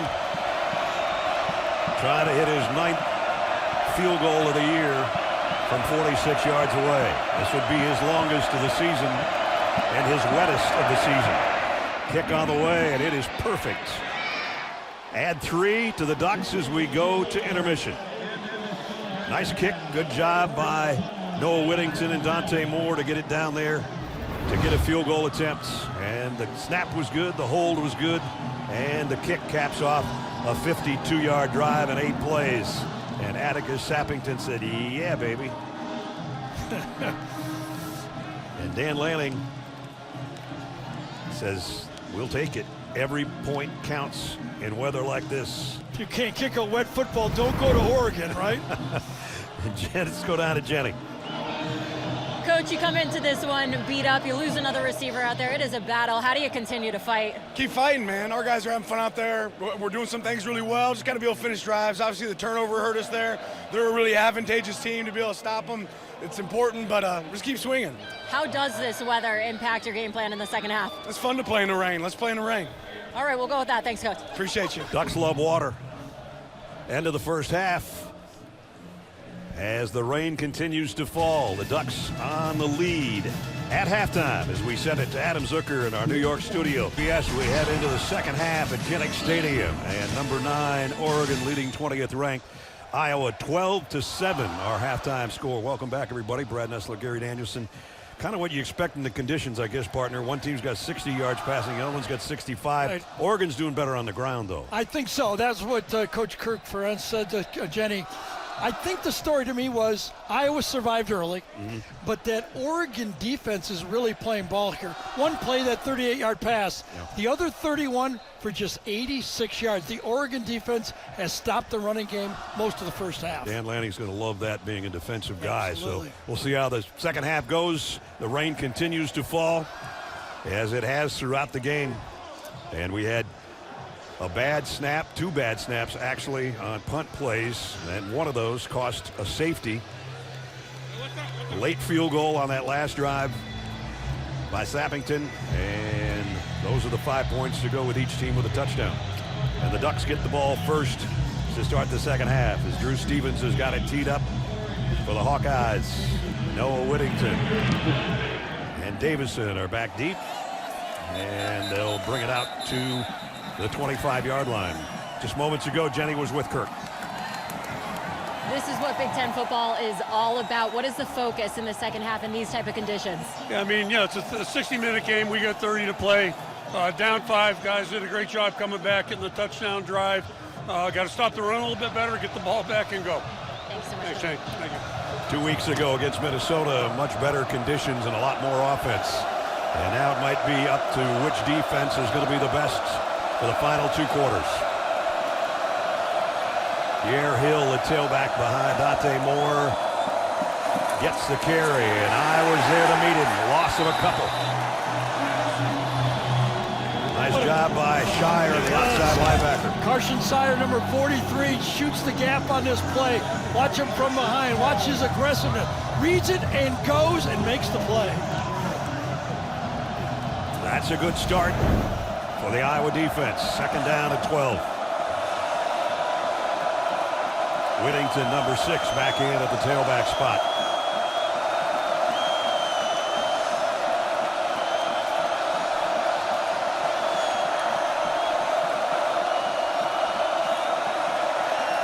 Saliapaga, the tight end, was in motion. They run that way, and Whittington, who's run hard all day, gets out around the 29-yard line. As we take a look at the game trends, they got the early lead on the botch snap for the safety. Mark Gronowski has been sacked twice, but he did throw that 38-yard pass Gary talked about, and then the 3-yard touchdown pass. Presented by Discover, our game trends, and Dante Moore, who we've seen have gigantic games this year. Not so much through 2 quarters for number 5 so far. 3rd down and 6 to open the 3rd quarter. He's got plenty of time to throw, but he had it batted down, and it'll force a punt.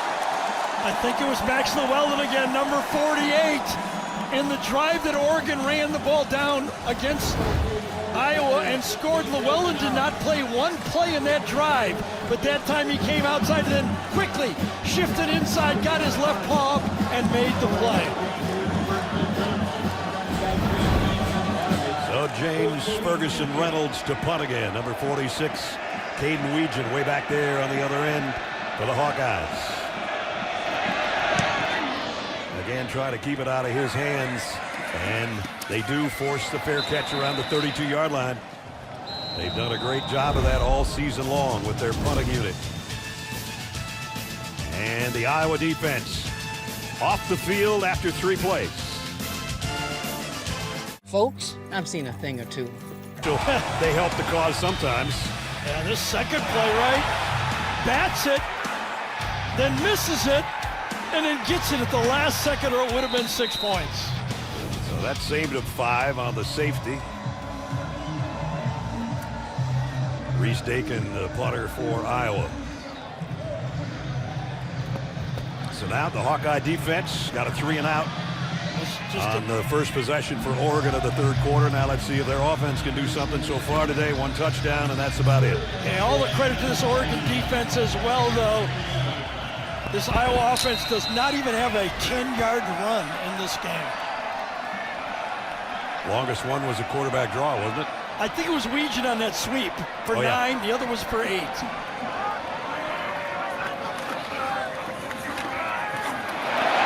Moulton. That's a good run, good start to the first possession for the Hawkeyes offense. Pull and then go behind this time, just following behind the tight end that time. Bonami goes out the back door that time. Looked like it was going to be more. You heard the crowd react to it, but very successful. Kamari Moulton out of Fort Lauderdale, Florida, thinking, I didn't know when I came to Iowa I was going to play in this stuff, but that's what happens in November in the Midwest. He's been the top ball carrier for the Hawkeyes, got 6 on the last play. Weegan in motion on 2nd down and 4. They'll toss it to Moulton, trying to cut back, and tripped up about a yard shy. Mixon with the tackle. Jenny? You were just talking about Moulton there. He was born and raised in Fort Lauderdale. He laughed telling me he didn't even own a winter coat before coming to Iowa. In fact, the week before he moved, he made a trip to Burlington Coat Factory to buy one. He said that cold weather toughness fits this program's identity. Smart, tough, and physical, guys. After a couple years, he's gotten the drift. Right. His numbers on the day so far. Except for today, when he got healthy, the Iowa rushing attack got healthy. Let's see if Gronowski will be the ball carrier on 3rd down and a yard. Nope, it's Moulton, and he's got a 1st down. So it continues to be ground and pound for both teams here in the 3rd quarter.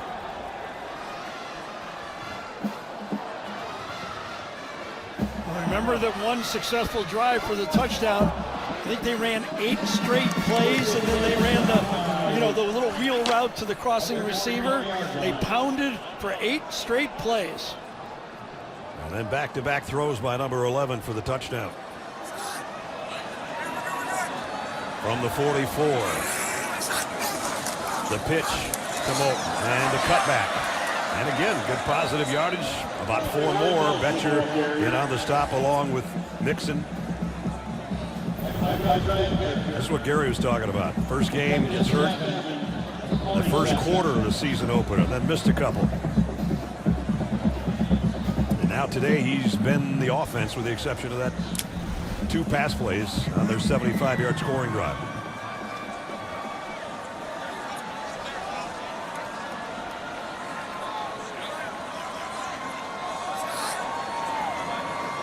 Second and 6. And now the run for the quarterback. Gronowski close to the 1st down, but not quite. Mark Gronowski, the ball carrier.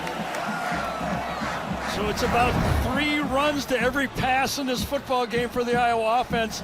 But here's the changeup right here. This is what you want from Mark Gronowski. Can he produce some second half with his legs? Tuioti, nice pursuit to drag him down from behind, short of the 1st down.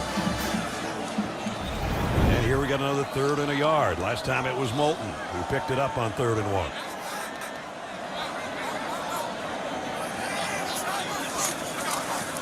Same guy, and maybe same result. We'll wait and see where they spot it. I feel like I'm watching Army-Navy football right now. They want to make a 1st down, but not by too much. We got to wait a month on that, right? Yeah, they want to control the ball like, hey, if you get like more than a yard past the 1st down, fall down. We just want to barely get a 1st down and then do it again and again. And he barely did. 1st and 10, Iowa. Their opening drive, 3rd quarter.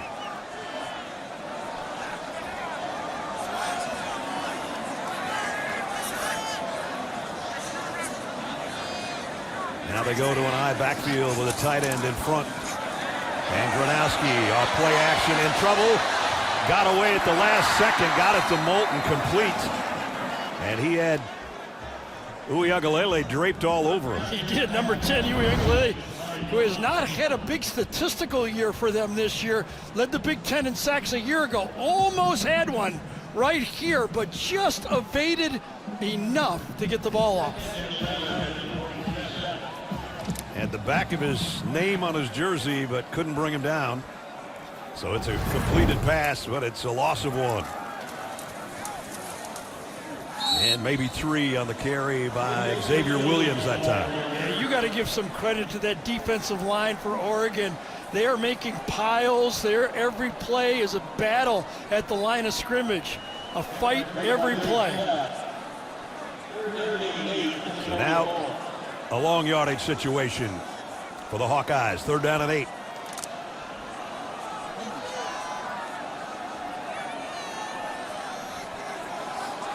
Gill and Weegan come out to the left. Jacob Gill in tight on the right. Those are your 3 wideouts.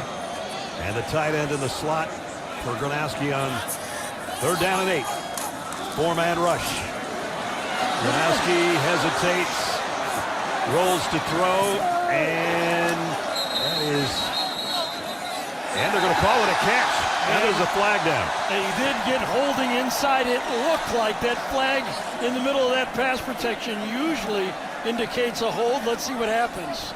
The ball was complete to Sam Phillips, the wide receiver.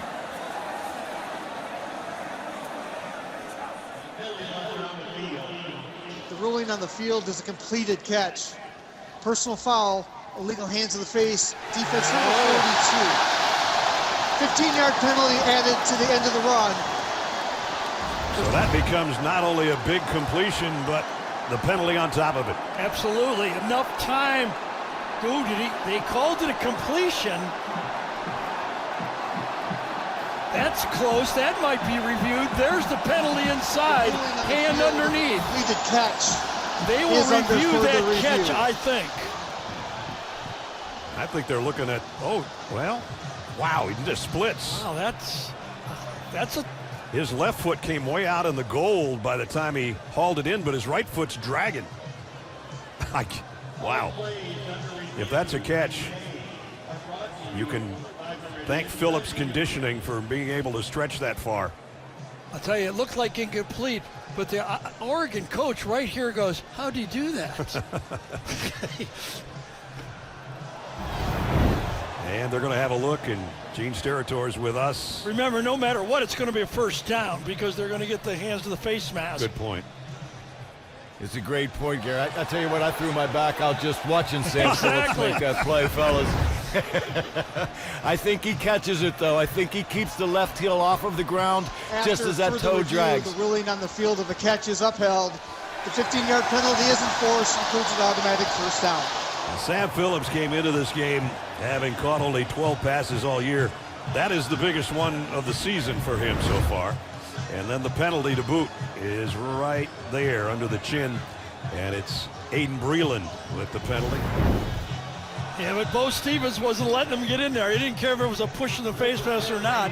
You ain't getting past me. So this is a good-looking drive. 10th play of the drive upcoming for Iowa in their opening possession of the 3rd quarter. First, their defense forced a 3-and-out for the Ducks, and they've had it the rest of the quarter as we're under 8 minutes to go in the 3rd. Reese Van Zee is in the lineup as a wide receiver. We haven't called his number yet today. This is going to go back to the ground game, I'm sure. And it is Xavier Williams, but Thieneman brings him down. He might have gotten a yard out of it. He sure did. Caleb Downs is one of the best safeties in the country, but Dylan Thieneman is making a run for it. Coyote's the guy that's hurt. And he is the playmaker for this defense. He has one motor, and it is full speed every play. Looked like he was holding his right arm, but I'm not 100% sure. Yeah, it looked like he got it caught in that tackle. One of the top edge guys in the Big Ten down on the play. We'll check on him at the midway point of the 3rd quarter when we come back. Please. State Farm. And by the Home Depot. The hearty crowd at sold out Kinnick Stadium. Midway through the 3rd quarter. Tatum Tuioti trying to make that tackle on the last play. Got tangled up with Thieneman and the ball carrier Xavier Williams, and then he was down. Yeah, as he tried to get up, he goes, oh, that doesn't feel right. So right now, the Hawkeyes have it at the Oregon 16-yard line in the red zone and looking for a touchdown that would give them the lead. I think he's coming back in. I do too. Might be in one play. Exactly. Coach, there's no bone sticking out. I'm going back in. Bolton. They fake the pitch, and it's a jet sweep that goes nowhere. The ball almost came out at the end. Oregon says they have it. Weegen was the ball clear. I think he was down, though. I feel the runner was down. It's Part of the ball called coming down out. by the It's official. third Let's down. see if he was. He's down right there, but where's the ball? Okay, ball is coming out at about the same time. I thought where was the ball? I thought his left elbow might have come down first. Hit right on the elbow. It's out. That ball is out. I think that is going to be a fumble on the play, and I think Brandon Finney, number 4, has the hit that causes the fumble. Yes, that is a turnover. That's going to get overturned. Unless we're missing something. It looked like Weegen was trying to have the ball trapped between his legs. And they're going to review this. I think Dan wants a timeout to challenge The ruling on this. the field was that the runner was down prior to the ball coming out and recovered by Oregon. That plays under further review.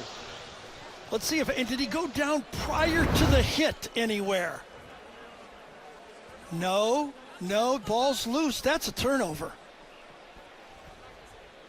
Now, when he's trying to recover the ball, he had it kind of tucked in between his legs, and then Bear Alexander kind of rips it out of there.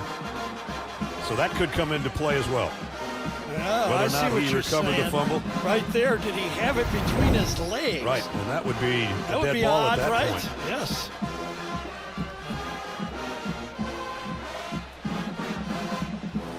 We should ask G-Net, can you have possession with your legs? Yeah, Gary, I don't think in this situation Weegen really has firm control of it enough to say that he would be down by contact. It is between his legs there, but just squeezing it between your knees, if it would be there for a little bit of a time, yes, but this one wasn't there long enough, I don't think. I think this is a loose ball and Oregon comes out with it. I do too. A tremendous drive, but a tremendous hit by the true freshman Brandon Finney on that play.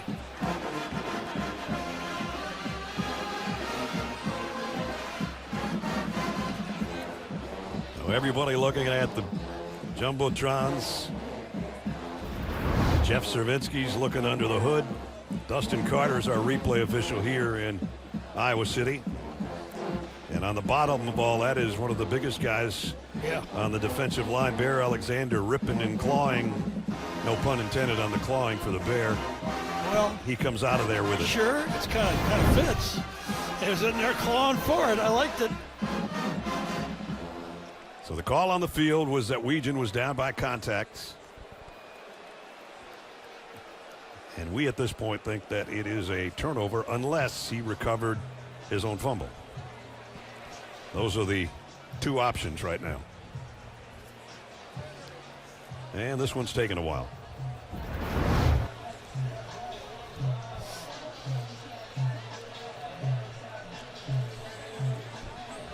Yeah, he doesn't have his hands on the ball at all.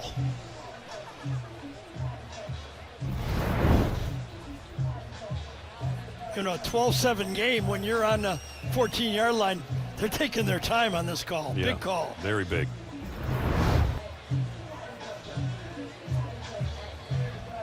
Betcher diving in there, and Bear Alexander coming in below.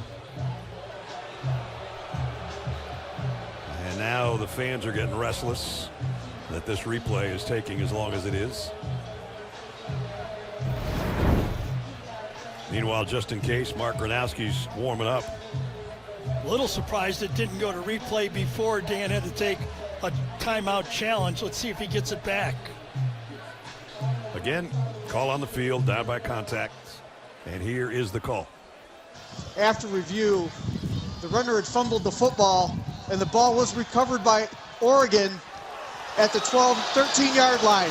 First down and 10, Oregon. So, biggest turnover of the game so far. Yeah, and the biggest play by Dan Lanning so far. Challenging that play. What if that ball would have been snapped? He rightly went over there and called the timeout to get that replay official to take a peek at it. So Weegen, who Iowa has been trying to find ways to get the football, little inside jet sweep, and he let it get out of his grasp. A huge turnover, and the Ducks, with the 5-point lead, have the ball back on offense when we come back. 6:15 remaining, third quarter. And as Gary said, a good call by Dan Lanning, and they got the ball back. Being a champion, and he does the rest. 21-7 the score right now. An A&M team that is tied for first with Bama in the SEC, but they don't play each other yet. A&M still got Texas coming up. We're back. 12-7 here. Wanted to welcome newest addition to our CBS Sports family on November 1st, Caroline Melnick, and our Associate Director, Jason Melnick, welcomed their baby boy, Noah Andrew. Everyone's doing great. Wanted to send our congratulations to the Melnicks. Got red hair just like the old man. Oh, yeah. Got good parents, good grandparents. Mo Davenport, we both know. Yep. First down after the turnover at the 13-yard line for the Ducks offense. This is only their second possession of the third quarter. And on the first carries, Jordan Davison for 2 or 3.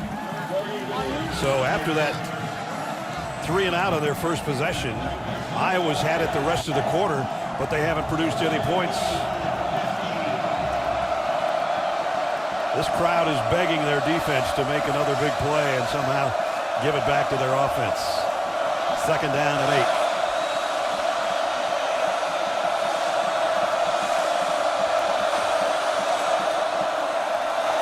And it's a keeper for Dante Moore. Big opening off the left side, and it's a foot race right now. He'll run out of bounds, but he's got the biggest play of the day for the Ducks, and he does it with his legs instead of through the air. Yeah, played really well here. Nice call again by Will Stein, sensing this. Keep, read it. Nobody to really block out there. The wide receivers are looking for somebody. Jeremiah McCullen can't find anybody. That's how open it was. And Dante took it 40-40.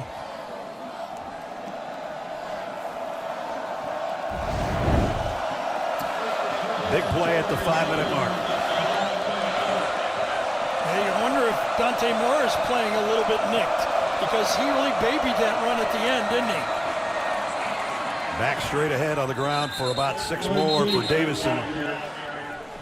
Watch how Dante Moore finishes this run. He kind of comes off limping just a bit. Yeah, it's the end of a 49-yard run, and he still had a little bit of daylight on that sideline, and he decided, I'm taking this thing out of bounds. So you wonder about his hamstring or whatever. Yeah, he's got to stay in there, though. You know, I mean, that's a big part of it.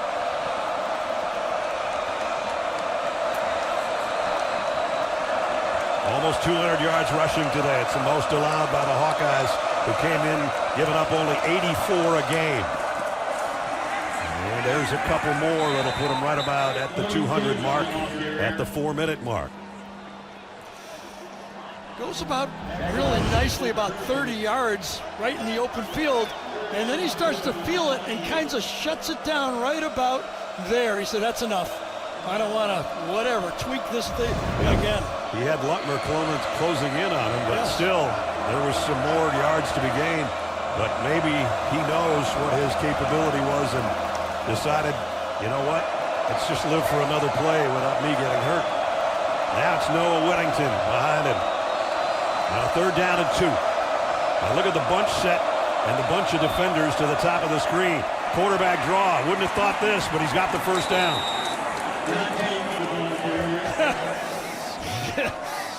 The formation here got this Iowa defense scrambling to try to figure out the numbers 4-on-4, and then they bring a 5th guy over. When the 5th guy went over, I think for sure Dante said, I'm going to run this thing. It probably was a read. You see his eyes, and then he said, okay, we got him outnumbered. First down at the 24.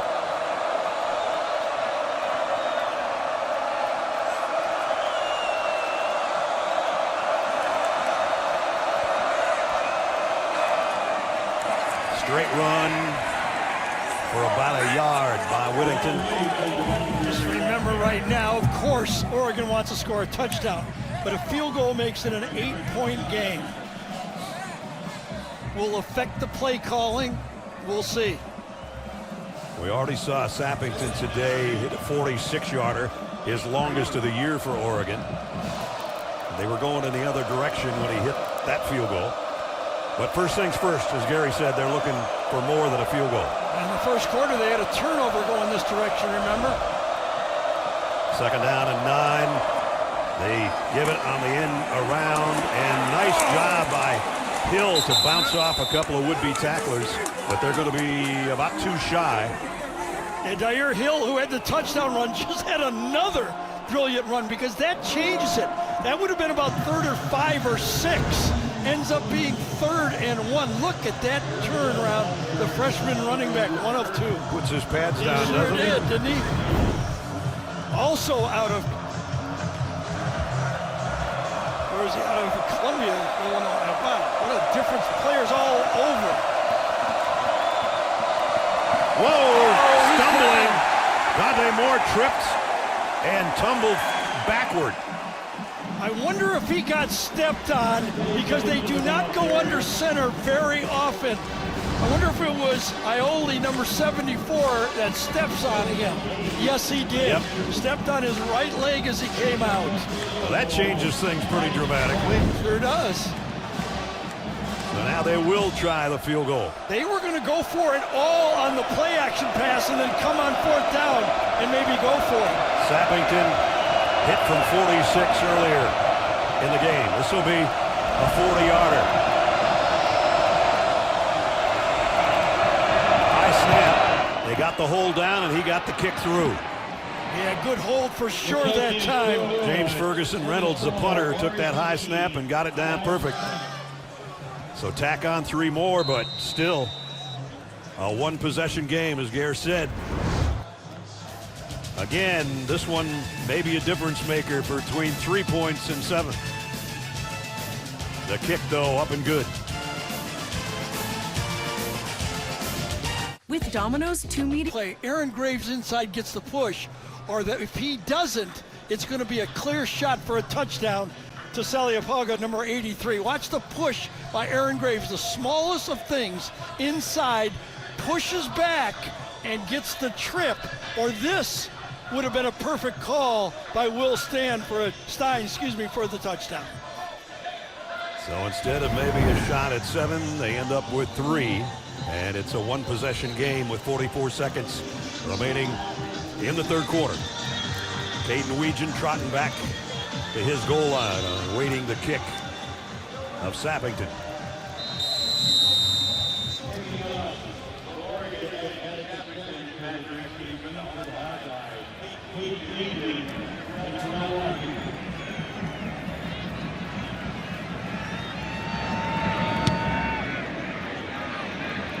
And there won't be a shot at this one, so they'll bring it out to the 25-yard line. And we'll remind you that next Saturday at 3:30 on CBS, we get another big-time matchup coming your way.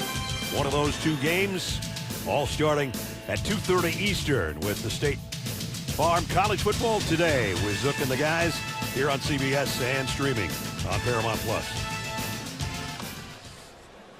As we come into this spot in this game right now at the end of the 3rd quarter, Iowa has more yards passing than Oregon, and Oregon has more than 100 yards rushing than Iowa. That's sort of flip-flop. Yeah, that's a big flip-flop.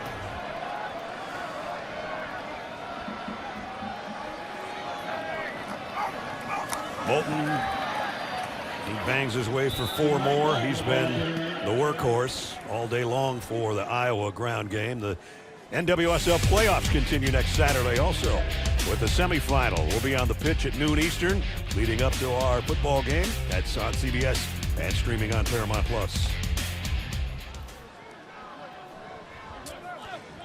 Tatum Tuioti is back in the football game, by the way, 44. That's good to see. Might be the final play of the 3rd quarter. 2nd down and 6 for Mark Gronowski. A late blitz coming. He's got time to throw. Goes deep and over everybody's head, but there's a flag flying in as the intended receiver was Reese Vanderzee.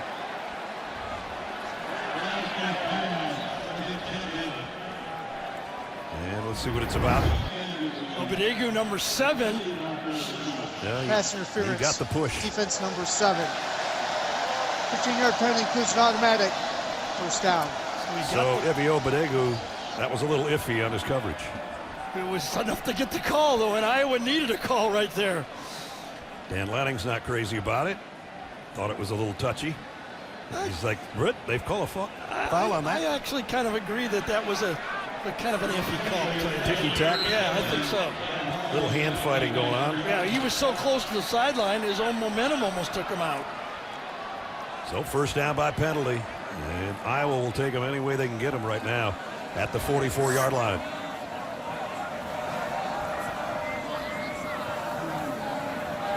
Legion in motion. The toss is to Moulton, weaving his way behind his blockers to end the third quarter. That Oregon rush defense, nothing has been easy. Getting 8 yards, you have to run through a tackle. They have really clogged it up. We played 3. It's a one-possession game at Kinnick Stadium. And a huge game for both teams. The final 15 will determine who comes out on top. And keep chopping, right? We got time to keep playing better. It seemed like Dante Moore had a little bit of a limp going on. What can you tell us? He's good. Thank you for your time. You bet, thank you. That's Dan's standard answer when you ask him about players. Absolutely. He's good. He's good. Next guy up. Second down and 6 to start the fourth quarter for the Hawkeyes. And it's Gronowski on the quarterback keep, and he blasts his way across that first down marker. It's ugly yards, but it's needed yards. Gronowski right up the gut this time, runs through a tackle, an arm tackle, another arm tackle, and finishes for the first down. That's 35 run attempts for Iowa in this game. Still the longest of the game, 9 yards. That's tremendous run defense by Oregon's front. That one was about 7 or 8, but it's a first down at the 45 of the Ducks. Now it's Moulton. He barely got a yard out of that. Tuioti in on the stop along with Ashton Porter. Yeah, give credit to Bear Alexander, Amari Washington, Terrence Green, Tion Gray. All of them inside are kind of stuffing that bully ball that Iowa loves to play. No bully today against this Oregon defensive line.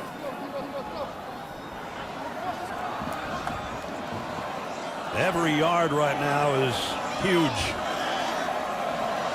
One possession game. Second down and 9, Iowa. Moulton. He got to the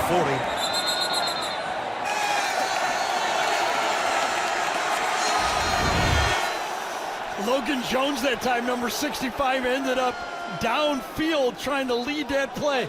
I think he's got, is it Betcher that he has number 28? Yep. Yes, there's 2 guys that ain't gonna quit right there. Betcher and Jones.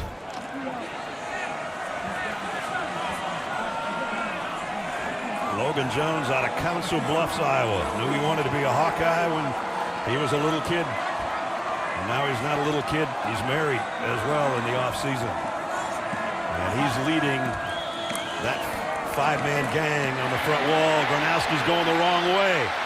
Got to get rid of it. I think the coverage downfield, nothing there. In the first half, Iowa was 1 for 6 on third down. They were 3 for 3 in the second half, but nothing here. Let's see if we can peek and find anybody wide open. Not anybody he could see. Maybe there, but remember the quarterback's running that direction. Yeah, don't think he could find that one. He's a mile away from that. Absolutely, can't find that one. No one in his vision as he gets shoved out by Amari Washington. Right now, Drew Stevens out there. They're going to try a long field goal. He's got more 50-yard field goals than anybody in Iowa history. He's their all-time leading scorer. He's going to try one from 58 yards away. His career long, as you saw, is 55. This would be huge. Kick on the way. Has he got enough? Yes, he does. What a huge kick by Drew Stevens. A 58-yarder, and it's 15-10. Remember, all the Iowa fans are saying, uh-oh, when we did this against Penn State, they blocked it and went the other way. But Kirk Ferentz says, we're going to do it again. Faith in his kicker, and he comes through big time. The The Fantastic Four is now. Intercepted. And up and over goes Jamari Johnson. Down the sideline towards the end zone and in. De'Air Hill, touchdown, Oregon. Here's Gronowski. Throws, caught, touchdown! Touchdown, Iowa! The Iowa wave to the kids over at the Children's Hospital. That's our IHG Hotel and Resorts game recap. 206 rushing yards today on a team that only gives up about 84 a game. Caden Weejan's been held in check, and not only that, fumbled as well. That led to some points. And now we're down to 15-10 ball game after a 58-yard field goal. So here we go. Yeah, surprise? Yeah. I mean, Iowa fans have been watching this for 25 years, but I will say that Oregon has answered the physical football game. People thought when they came in the Big Ten, could they play a game like this? They are. And they have. And now we go down to this fourth quarter, and it means so much to both these teams. We talked about coming in, one ranked number 9, one number 20. Trying to stay in the thick of the Big Ten race, the college football playoff race, and with 12 minutes and 39 seconds to go, here we go. Drew Stevens, who just hit that big kick, and this one's going to call a fair catch around the 1 yard line. So the last drive, a lot of little things add up. Yeah, just that last play on 3rd down. Remember, if Mark Gronowski doesn't get rid of this ball, he's going to lose 5 or 6 yards. Can't go for the field goal. And watch the holder right here on the special teams. Nice snatch right there. Usually that throws off a kicker when it's handled like that, but not this time. And a career long with plenty to spare into the net for Drew Stevens. So 5-point game. 12:39 to go. Ducks from their own 25.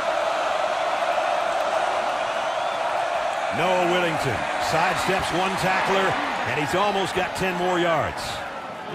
What a game number 6 has had. Yeah, Whittington has been very impressive in this football game. Power, but able to avoid people, and when you tackle him, you feel it. Graves almost had him from his nose tackle spot, but not enough.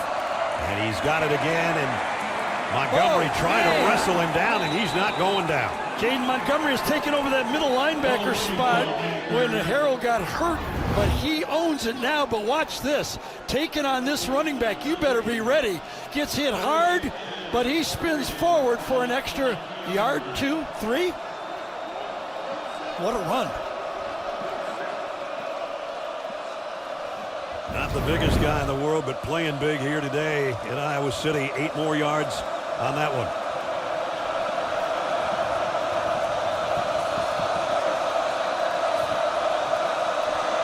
First down with 11.5 to go in the fourth quarter. And now they go to the fresh legs of Hill, and he's got 10. Well, this Oregon offense is using all their running backs. They're hurt at wide receiver, but they're healthy at running back. And they bring in the other freshman in the game, not Davison, but Hill this time. De'Air Hill, who had the touchdown run, has a 10-yarder there. And now it's Davison as they keep changing bodies with the same result. Another 11 or 12 yards and a first down. We're going to show a package on Whittington. Nope. Then Hill does it. And we say, no, we don't have time to do that because Davison's going to take one. And by the way, if you'd have told me that Dante Moore in the second half of this game would be 0 for 1 passing and Oregon be rolling up yards, they'd have to say, what have you been watching? Have you ever watched Oregon play football? That's not how we play. There's the rushers today. 1 over 100. Davison just got 12 more. And first down, Ducks.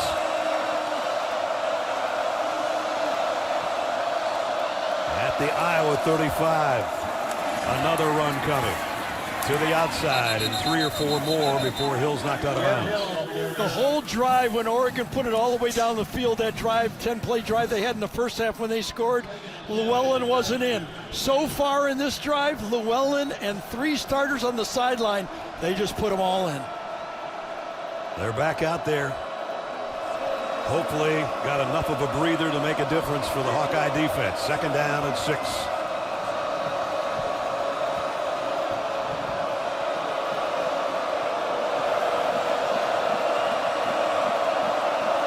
Davison behind Dante Moore in the pistol set.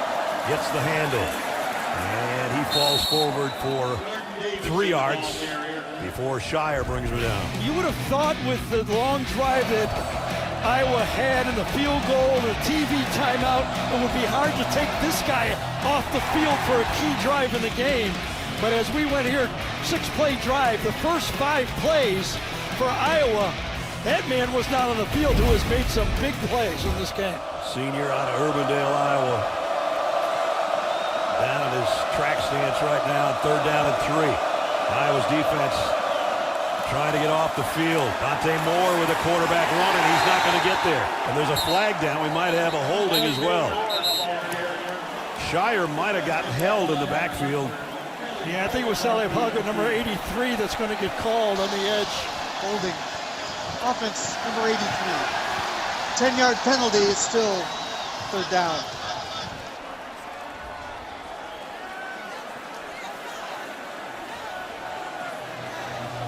Two big parts. Remember, this was it a first down play? Would he have gotten the first down on the play, or was it? Be a couple yards shy. Really short. But if they take the penalty, they put him outside of field goal range. They are going to take him. So now it's 3rd down and 12.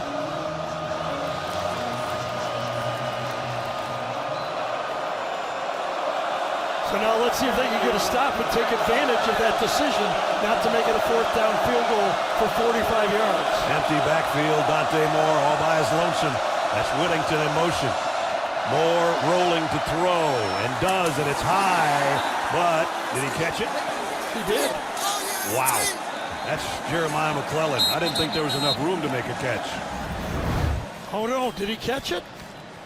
It was, the throw was there. Oh, right between through the basket. Eligible player downfield. Offense number 74. That penalty is declined.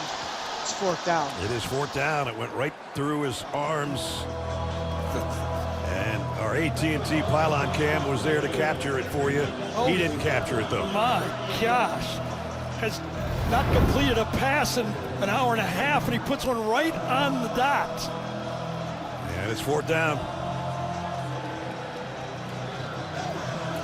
James Ferguson Reynolds will have to punt it away with 8:42 remaining in the 4th quarter. And again, the whole game plan is to keep it out of that guy's hands. How about the holding penalty? How big that was. Even if they didn't get the first down, they were in range for 3. Weegen making an adjustment as a punt returner, anticipating where he's going to kick this ball. And I think it was a pretty good anticipation. Yeah, he's got to take the fair catch anyway around the 7-yard line. 8:36 to go. It's a 5-point ball game at Kinnick. Don't go anywhere. The Home Depot Big Ten on CBS is sponsored by Liberty Mutual Insurance, Modelo, the U.S. Army, and by Subway. Folks have been here all day in cold, rainy weather, and now they're going to watch the last 8:36 of this ball game. So we take a look at our Discover Conference update. Indiana, a late touchdown to stay unbeaten at 10-0 and 7-0 in conference play. Ohio State a win over Purdue, and you look at the rest, Oregon and Iowa right there, a game out. Let me ask you, Ness, can this Iowa offense go 93 yards against this Oregon defense without throwing the ball? Remember, their long run of the day has been 9 yards. I'd say no. I'd say no. Also, when IU came back with that 4th quarter drive, Fernando Mendoza, remember that drive he had after the pick 6? Yep. Can Mark Gronowski come up with a drive when his team needs him in the passing game? Of that 81 yards passing, one was a 38-yarder, one was a 3-yard touchdown. And they need more. Jazzy and Patterson in the backfield with Gronowski. And Gronowski will run it himself. Jerry Mixon brought him down as he just crossed the 10-yard line. George and Mandy's First Marriage is the #1 comedy in America. Way to go, George and Mandy. You can get in on the fun. All new episodes coming up Thursday on CBS 8, 7 Central. Hard to believe all the things that's happened to this Iowa team in this football game. Only gaining 188 yards. Oregon running ball, they're still in it. Kamari Moulton, the tailback. They pitch it to him. Trying to follow his blockers. Got a yard or two, that's about it. If you didn't watch the first 3 quarters of the game, every run looked about like that right there. Yeah. It's been 2 here, 4 there, 3 more. And then a long one for 9. Yeah, right. Well, this is the biggest third down of the game, obviously, for Iowa's offense at the midway point of the 4th quarter.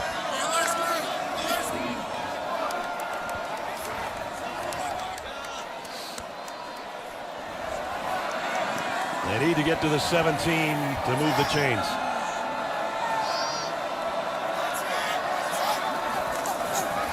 Gronowski pumps once. Now he goes deep down the middle. Man's there!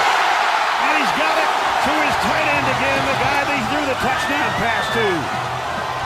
Lonami, big play, the biggest of the day. The protection again, long enough to find the tight end on the play who goes long because there's nobody open to begin with. 4-man rush, almost a 5-man rush, and he stays with it long enough. Gronowski finds the key play. A 40-yarder to the 48-yard line of Oregon.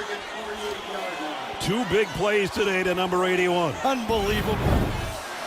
Well, answered your question. Can they do it without a big pass play? They just did it. So far, they sure needed it.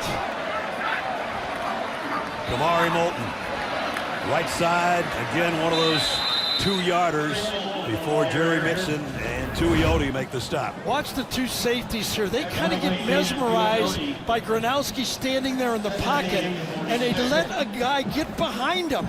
He wasn't going to go deep, and then all of a sudden they're looking at the quarterback and forget the deep man on the field. And Aaron Flowers was late to the party. Yeah, both he and I think actually both of them, Thieneman and Powers, both had their eyes inside and forgot the tight end going up and said, all right, I'll go deep. 2nd and 8. Gronowski wants to throw again. Maybe. He does late. And this time overshot everybody. Flowers was the closest guy. And Gronowski is wishing that his receiver had kept running. Yeah, I think there was he thought the receiver was going to go deep on that play. I don't know who it was. Was it the tight end again? I think so. Yeah. 81? Yeah, he thinks he's going to run right past him. Oh, he gets stopped. He ran into him. Yeah. Now remember, you can't jam in college ball downfield. NFL, that would have been called a penalty. The ball has to be in the air for that to be called a penalty. So now they come up with another big 3rd down. Xavier Williams in the backfield with Gronowski. Mark looking to throw, fires, and it is caught. It's short of the 1st down, and it's Jacob Gill. And now it's 4th down and about, what, 3? 3. I think they got to go for it, right? You don't want to do another 58-yard field goal here, do you? They're going to go for this.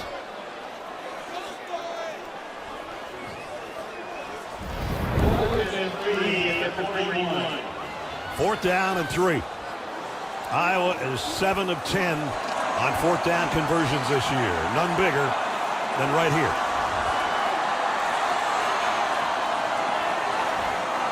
Three receivers to Gronowski's right, and now Weegin in motion. They look that way. Throw is complete. And it's Reese Vanderzee to the biggest catch of his day. Vanderzee was hurt early in the year, came back healthy. Iowa thought he would be a breakout star this year. As he got healthy, he's there. A little motion helps clear it. And Vanderzee says, here I am. Confuses the defense for Iowa. Nice, tricky call by Tim Lester on that one. 15 yards later, they got a first down at the 26-yard line of the Ducks. A touchdown gives them the lead. 4 minutes to play. Toss, Moulton. Kamari Moulton still going. Mixon dragged him down, but not before he got to the 10.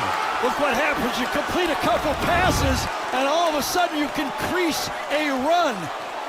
Good job inside. Oh, my goodness. Logan Jones again trying to reach, turn back, and makes the block as the center.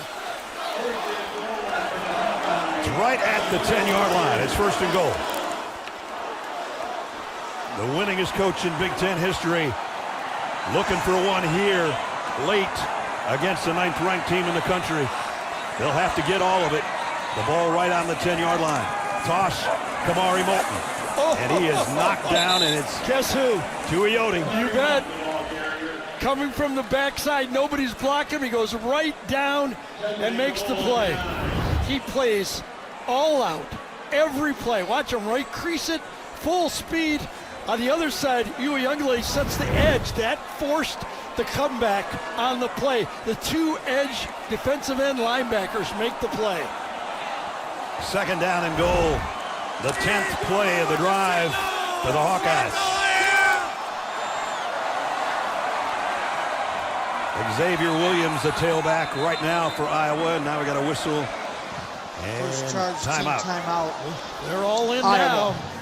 Losing their timeouts. Iowa's all in on this drive. Timeout, Iowa. 2:42 to go. We're back in 30 seconds.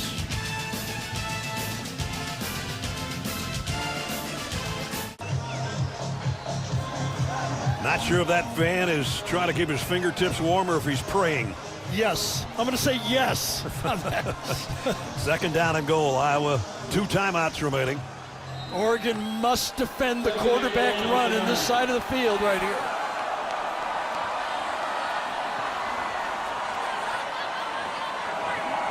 Gronowski under center. Weegen in motion. And now Weegen back the other way. Play action. The throw out to the other tight end, Large.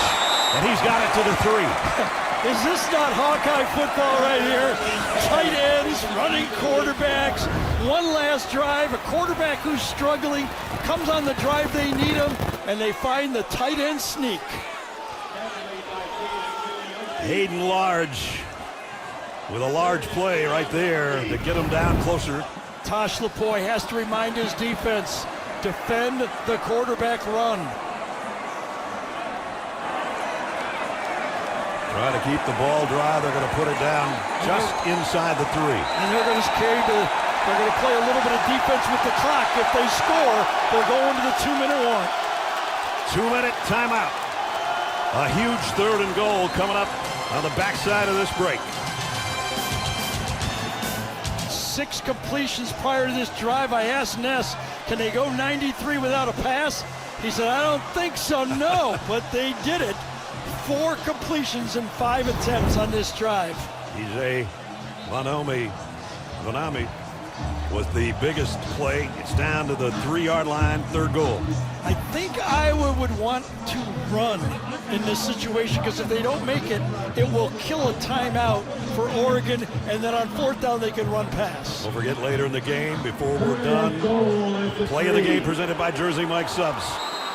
That one we just showed you is going to be a candidate, but it kind of depends on who wins the game. 3rd down and goal at the 3.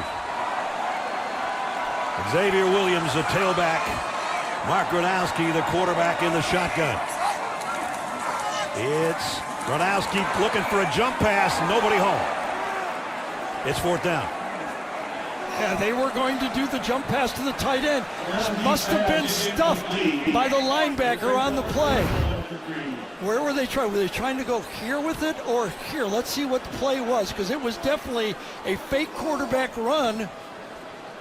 No, I don't think so. No. It was completely messed up. Yeah, those guys were blocking. By the way, that was after a timeout, too. So they had to go through that play with everybody.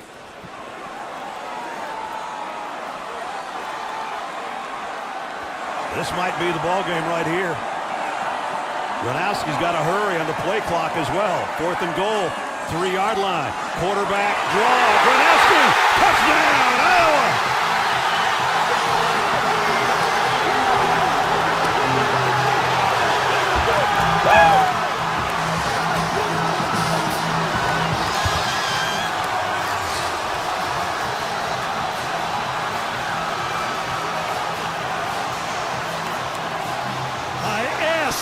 If Mark Gronowski could do a Fernando Mendoza, he did.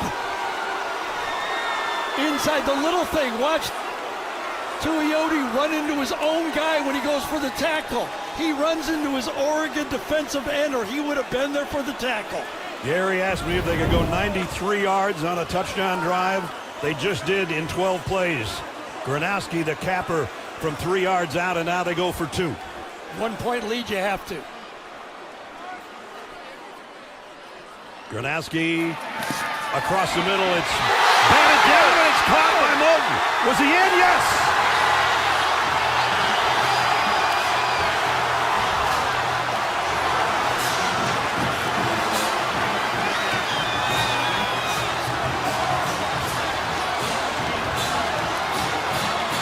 Let's see if he's in. A tip ball. Everybody stay awake. Oh, I don't know. I don't know. Let's see. Oh, it skids. The ruling on the field is that the try was successful. That play is under further review. Let's see if his left leg didn't skid out. We're going to see a lot of these views. Right now, it's 18-15. But it's under review on a tip ball. Amari Moulton trying to keep his feet in the back of the end zone. I don't know, maybe that first heel was in. The other one that we had from down low, maybe it's the pylon camera. Watch it, slow it down. Go back just a little bit. Does his left foot slide? We told you the weather would have a bearing. As our camera, you can see, he's got a few drops on it. He's going forward on the play. I'd like Gene to kind of talk us through this. When you go backwards, you can't go toe-heel, but I got his heel down. The receiver came down out of bounds. It's an incomplete two-point try.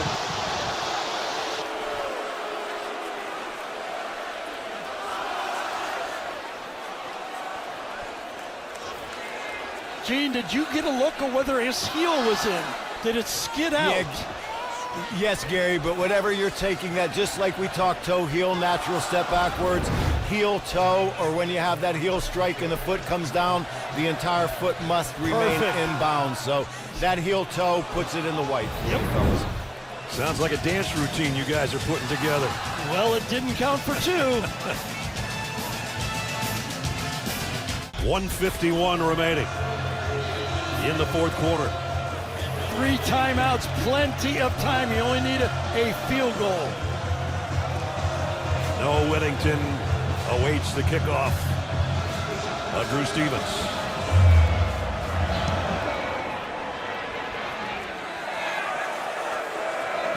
And they'll bring it out to the 25 as we take you back to the Iowa touchdown. The littlest of things all game in this football game. Just the snap clock with the play clock. Iowa barely gets this thing off. Oregon is using a spy. Their best player, Tatum Tuioti, is on the quarterback. Watch what happens. They barely get it off, and then he bumps into his own man, or he could have made the tackle. Instead, the 11th rushing touchdown of the year by Mark Gronowski has given his team the lead. Now it's Dante Moore's turn. And he is 0 for 2 throwing the football in the second half. Well, one of them was a perfect throw, though.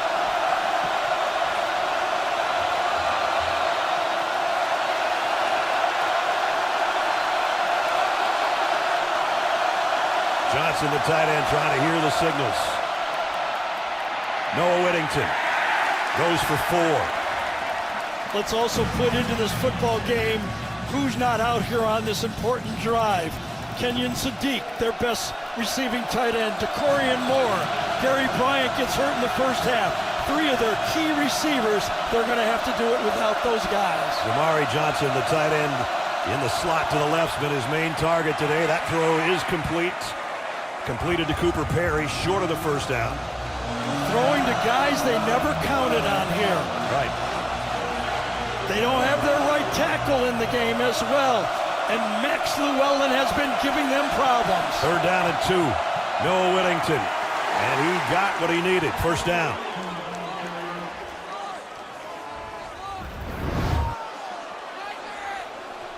He didn't get much, but he got what he had to get. Time is ticking. They've got all 3 timeouts left. Remember, they only got to get a field goal. Under a minute. Empty backfield. Dante Moore on the slant, and that one is complete. Got it to Malik Benson, and clock continues to run. 45 and ticking down. Meanwhile, Atticus Sappington hoping for a field goal chance. Moore throws to the outside. This one's complete to McClellan, and another first down. They won't use it, I don't think, unless it starts to click and they're not ready. They should have a play ready. They're at the 49. They get the timeout for the first down. Now the clock starts. Less than a half minute. Dante Moore throws.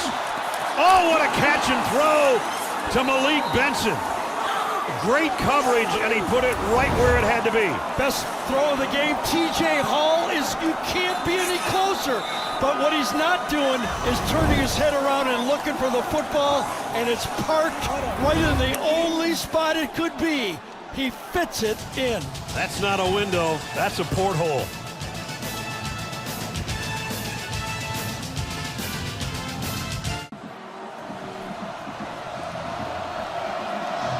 Look at the throw on this last play by Dante Moore. And look at the coverage by TJ Hall on this one. He's right in phase, goes right over his shoulder. What a throw. 24-yard pass play. Trying to get in field goal range, and they're already there. With 23 seconds, 2 timeouts remaining. Dante Moore with some pressure. Back shoulder throws incomplete, and that time Hall broke it up. Intended for Benson again.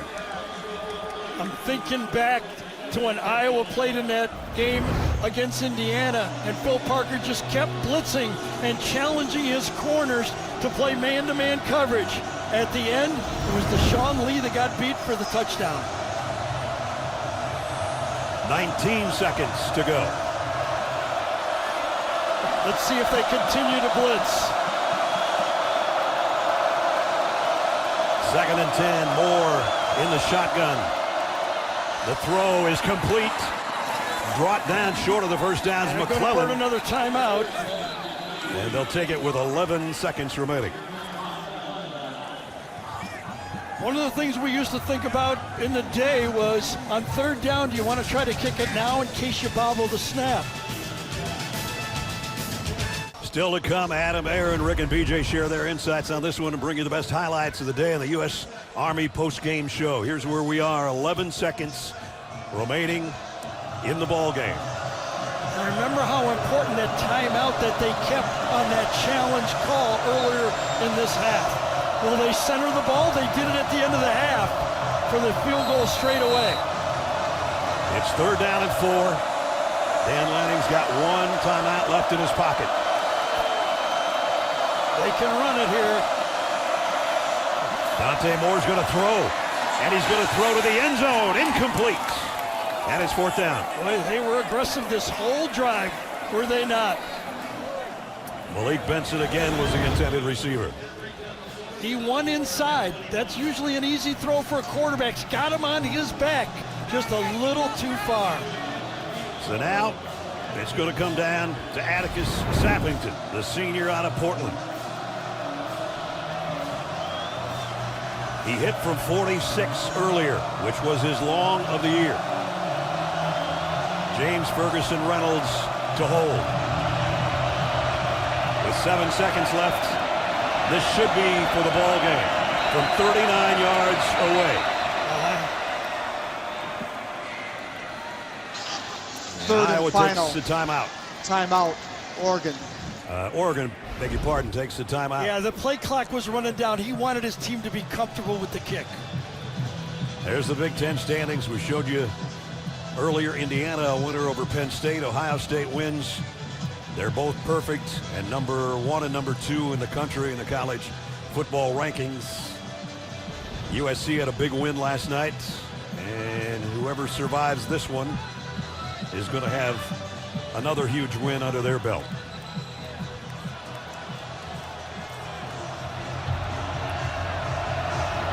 Let's see if Kirk Ferentz takes a timeout now to ice him even more.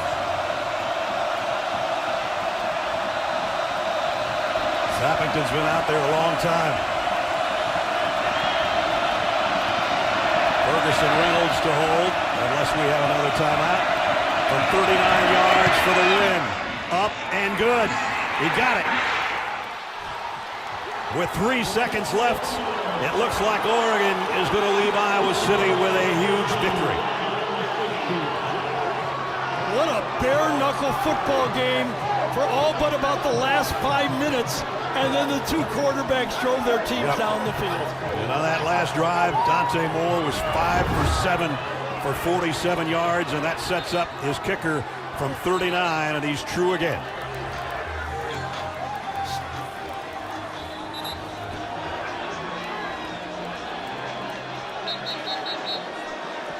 A 54-yard drive in 10 plays, a minute and 48 seconds. Dante Moore said never had a doubt. That throw down the sideline, fitting that one in. A bare-knuckle football game for sure until the last 2 drives. And that look on Kirk Ferentz's face says it all. Oregon 18, Iowa 16. Remember when this Oregon team beat Penn State and that white out 110,000? They were the toast of football, college football. Everybody said they were the team to beat. Then they had that loss to IU and they kind of fell out of the favor. This game puts them back into the fight. It's going to put them at 8-1 and 5-1 in conference play. Unless that guy can do something miraculous, and he's done it before. They're not going to give the ball to him, are they? No, if they do, so. It'll be a lateral. That's my prediction. This is a squib kick. Yes. If he gets it, it'll be off a lateral.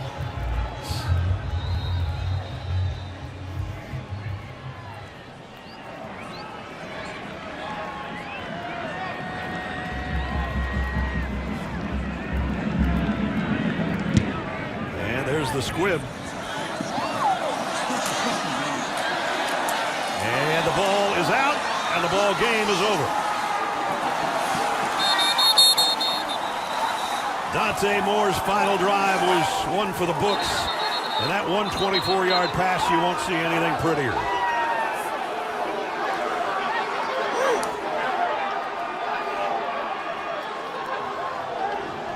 A lot of people wondered whether Oregon could win this type of game. It's the end of the ball game. Gutsy game for both teams.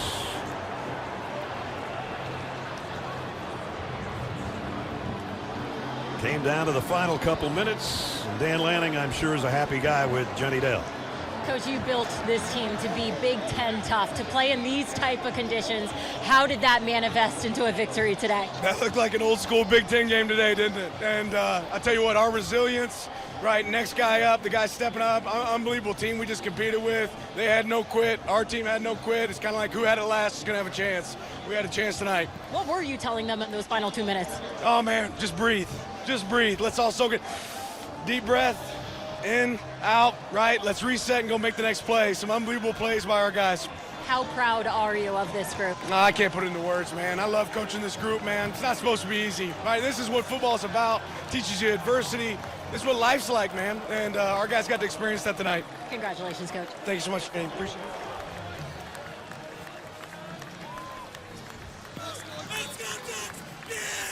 Both quarterbacks in the fourth quarter had huge plays. That guy in the final drive with one of the best passes of the day, and Mark Gronowski, who scored the touchdown to give Iowa the lead. And you can see the emotions a little bit different on that side. Dante Moore, the winning quarterbacks, back with Jenny. Dante, what were you telling yourself in that last series? I mean, I said I've been through this moment 100 times already. I mean, it starts at practice Monday through Friday. The way Coach Landon pushes us, and we've done 2-minute drills so many times where our offense was leading, the defense needed to stop, where the defense was winning, where we needed to get points. So it all starts at practice, and you practice how you play, so we did a great job. Your team came came in here with some key players down, and there was never a doubt within this organization, within this program. What does that say about the depth of the program and just the confidence and belief you all have? That just speaks about the Oregon brand. I mean, every year is dominant players in every position. I mean, we did lose a lot of players, and it kind of happened during the week and things like that. But it's always next man up mentality, because Atlanta always pushes every person. If you're the 1, you're the 2, you're the 3, it doesn't matter on the team. So when moments like this happen, we're ready to go. Take us through that final drive. You said there was never wavering belief. You knew that it was going to happen. Take us through it from your perspective. Yeah, I mean, the whole game, weather, it could have been a lot of things that happened. I wasn't really clicking on passes, and there's a lot of Detroit guys on the defensive side of the ball, and I know they're dogs as well. But I feel like that. I just feel like the 2-minute drive, I mean, I told myself, hey, forget the things that happened in the past. It's next play mentality. So you see he's praying right there. We're big in the faith and big in the Christian life. So thank God for everything. Congratulations on the win. Thank you so much. Yeah, one of the stars of the game, obviously, Dante Moore. He's had some big moments this year so far, and maybe none bigger than that last drive to get the victory. Man, I love sports. I love competing. I miss competing. A game like that, you don't get any more fun. These players answered every call from the first drive of the game to the last drive of the game. And the updated standings, we'll give them to you one more time as Oregon moves closer to the top to go to 8-1. They won't lose that 9th-ranked ranking, I'm pretty sure, with this win over number 20 Iowa here today on the road. Now it's time for Plays of the Game, presented by Jersey Mike Subs. We could have had a lot of different ones, but if you see a better throw and catch than this, let me know about it. Maybe the one at Indiana and Penn State today. And then Atticus Sappington, 39-yard field goal. He hit some big ones all year, and that's one of his biggest. And that's going to give the Ducks the 2-point win. Well, it's going to be a nice plane ride back to Eugene. These guys have covered about 14,000 miles flying, and now they're going back home. Well, the trips might be easier, but the games in front of them are not easy. USC and Washington still in front of them. They got some big ones yet to come, but a big one here on the road at a tough place at Kinnick in tough conditions. For Gary, Jenny Dell, Gene Steratore, our entire CBS crew, Brad Nessler saying so long from Iowa City. 18-16, Oregon a winner. Tonight on CBS begins with NCIS Origins, followed by back-to-back episodes of 48 Hours. We'll send you back over to Adam Zucker and company for the U.S. Army postgame show right after these messages, and we'll see you next Saturday right here on CBS.